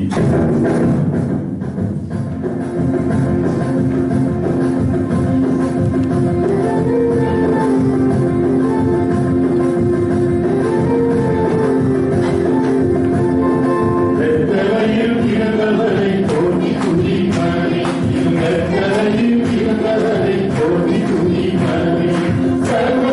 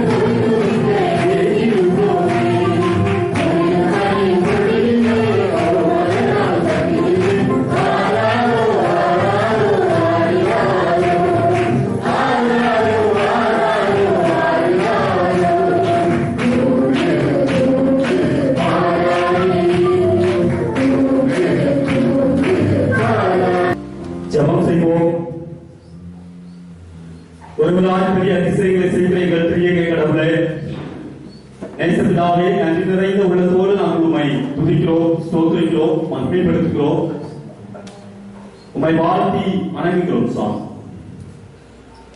இந்த மகிழ்ச்சி பரிசுத்தமான இந்த காலை பொழுதுக்காக நாங்கள் உமக்கு நன்றி சொல்கிறோம். காலையோடு உடைய கிருபைகள் புதிதாயிருக்கிறதே, அந்த நன்மைக்காக உமக்கு ஸ்தோத்திரம் செலுத்துகிறோம். இப்பொழுது சுவாமி உடைய பரிசுத்த நன்மையினால் எங்களை நிரப்பி கடந்த 11 மாதங்கள் குருவியாய் பாதுகாத்து இந்த 12வது மாதத்தில் முதல் பரிசுத்த ஓய்வு நாளிலே எங்களை கூட்டி சேர்க்கிறே, அந்த நன்மைக்காக உமக்கு ஸ்தோத்திரம் செலுத்துகிறோம். இந்த மாதத்தை கர்த்தர்களுக்கு ஆசீர்வதித்தால் நான் உனக்கு போதித்து நீ நடக்க வேண்டிய வழியை உனக்கு காட்டுவேன், உண்மையிலே கண்ணை வைத்து உனக்கு ஆலோசனை சொல்வேன் என்று சொல்லி இந்த மாதத்தை எங்களுக்கு வாக்கு பண்ணியிருக்கிற ஆண்டவர், எங்கள் மீது உடைய கண்களை வைத்து எங்களுக்கு ஆலோசனை கர்த்தராய் எங்களை நடத்தி செல்லும்படியாக எங்கள் கரத்தை தாழ்த்தி ஒப்புக்கொள்கிறோம். இந்த நாளிலே என்னுடைய திருச்சபையில அனுசரிக்கப்பட்டு இந்த வாலிப நியாயக்காக நாங்கள் உங்களுக்கு நன்றி சொல்கிறோம். நம்முடைய கிருபையின் ஆசீர்வாதங்கள் நிறைவாய் இருந்ததற்காக உங்களுக்கு ஸ்தோத்திரம் செலுத்துகிறோம். தேவனே தாமே அன்பு பிள்ளைகளை பயன்படுத்தினீர், உமக்காய் எழுதி பிரகாசிக்க செய்தீர், உமக்கு ஸ்தோத்திரம். பிள்ளைகள் தங்களுடைய வாழ்வை உமக்கேற்ற வழியிலே திருப்பிக் கொள்ள கர்த்தர் உதவினார். கர்த்தாவே, இந்த நாளை நாங்கள் தியானத்தை போல அந்த பரிசுத்தத்தை எங்களிலே நாங்கள் காத்துக்கொள்ள நீர் எங்களுக்கு உதவினார். மனத்தாழ்வை கர்த்தாவே, உடைய கீழ்ப்பெருங்களை, உடைய அன்பை, உங்களுடைய அன்பின் ஈவை நாங்கள் உணர்ந்து கொள்ளும், அதை பெற்றுக் கொள்ளும் கர்த்தர்களுக்கு நீர் அருள் செய்யக்கூடியாக நாங்கள் சொல்லி நாளை மத்தியில கொண்டு வந்து பயன்படுத்தின அன்பு சகோதரி புனிதா மேகலின் அவர்களுக்காக நாங்கள் நன்றி சொல்கிறோம். அவர்களையும் அவருடைய கணவரின் பிள்ளையை தக்க ஆசிர்வதி ஊழியர்களை வல்லமையாய தேவை எடுத்து நீ பயன்படுத்தும் உமக்கேற்ற பிள்ளைகளால் எழுப்பி பிரகாசிக்க கர்த்தர் அருள் செய்யக்கூடியாக என்று சொல்லி அன்பு பிள்ளைகளுடைய தனிப்பட்ட அவர்களுடைய தேவைகளை கர்த்தர் சாந்தி உடைய மாறாத பிரசனம் அந்த குடும்பத்தில் எப்பொழுதும் நிறைவாய் இருக்கும்படி நாங்கள் ஒப்புக்கொள்வோம். தேவ கிருபை தாக்குவதாக கர்த்தர் பெரிய காரியங்களை, நன்மையான காரியங்களை அன்பு பிள்ளைகளுடைய வாழ்வில் செய்து நடக்கும். இப்பொழுது ஆராதனையில கலந்து கொண்ட ஒவ்வொரு பிள்ளைகளையும் என் தேவன் நீ பேர் பேராய் ஆசீர்வதித்து வருகிறபடியா என்று சொல்லி அப்படியே வருகிற நாட்களில் பிறந்தநாள் காண்கிற அன்பு இமானுவேல் ஐயாவுக்காக, அன்பு சகோதரர் கிறிஸ்டோபருக்காக, அன்பு சகோதரர் ஜெயபாண்டியனுக்காக, அன்பு தம்பி சிறிக்காக நாங்கள் உம்மை ஸ்தோத்திரிக்கிறோம். அன்பு பிள்ளைகளுடைய வாழ்வில் கர்த்தர் வருஷத்தை நன்மையாக முடிசூட்டி உடைய பரிசுத்த ஆசீர்வாதத்தை பிள்ளைகளுடைய வாழ்விலே நிறைவாய் பொழுதலும்படியாக என்று சொல்லி அன்பு பிள்ளைகளை பிதா குமாரன் பரிசுத்தாவின் திரிய நாமத்தில் நாங்கள் வாழ்த்தி ஆசீர்வதிக்கிறோம். படைக்கப்பட்ட காணிக்கைகளை கர்த்தர் ஏற்று அங்கீகரித்து ஆசீர்வதிக்கிறோம். இதனுடைய பலனை அன்பு பிள்ளைகள் 1, 30, 60, 100 பெற்றுக்கொள்ள கர்த்தர் உதவினார். இந்த மகிழ்ச்சி மாதத்துல நாங்கள் கொண்டாடுகிற எல்லா காரியங்களையும், எல்லா பண்டிகைகளையும் கர்த்தர் எங்களுக்கு ஆசீர்வதித்தாலும் அடுத்த வாரம் நடக்க இருக்கிற அந்த கேரள சண்டேவுக்காக, அதனை தொடர்ந்து நடக்க இருக்கிற கர்த்தாவே பெண்கள் ஐக்கிய நியாயத்துக்காக நாம் உம்மை ஸ்தோத்திரிக்கிறோம். அதில் எல்லாம் திருநாமம் மகிமைப்படும். இந்த மாதம் முழுவதுமாய் எங்களை மகிழ்ச்சி பாதையை கற்று நீர் வழிநடத்தி செல்லும்படியாக எங்களுக்கு சொல்லி தொடர்ந்து உடைய மாறாத புஸ்தகத்தினாலும் கிருபையினாலும் எங்களை நிரப்பி நீர் ஆசீர்வதி. தேவ கிருபை தாக்கும் இயேசுவின் நல்ல நாமத்தில் தாழ்மையாய் செவங்கேலும் எங்கள் நல்ல பிதாவே, ஆமென். கர்த்தருடைய ஆசீர்வாதம் வருவார்கள் உங்களை காக்கும். நமது மகிமையுள்ள சிங்காசனத்தில் உங்களை வாசற்றவர்களாய் கொண்டு போய் நிறுத்தும். வல்லமையுள்ளவரும் சாவாமையுள்ளவரும் ஆகிய நம்முடைய கர்த்தராகிய இயேசு கிறிஸ்துவின் கிருபையும் பிதாவாகிய கடவுளின் அன்பும் பரிசுத்த ஆவியினுடைய ஐக்கியம் சிநேகமாய் நடத்தும் இன்று சதா காலங்களிலும் நம் அனைவரோடும் கர்த்தருடைய வருகை மட்டும் நிறைவாய் தங்கி தாவரிப்பதாக.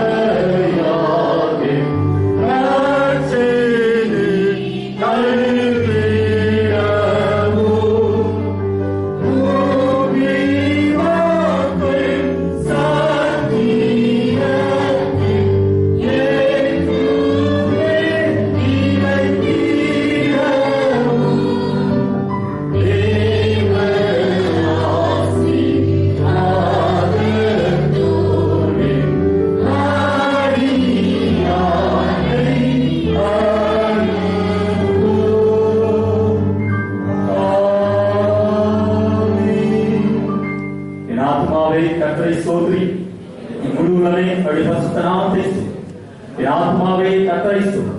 கர்த்தர் செய்த சகல உபகாரங்களை மறவாதே. ஆமென். கர்த்தர் உங்களோடு இருப்பாராக. சமாதானத்தோடு போய் வாருங்கள்.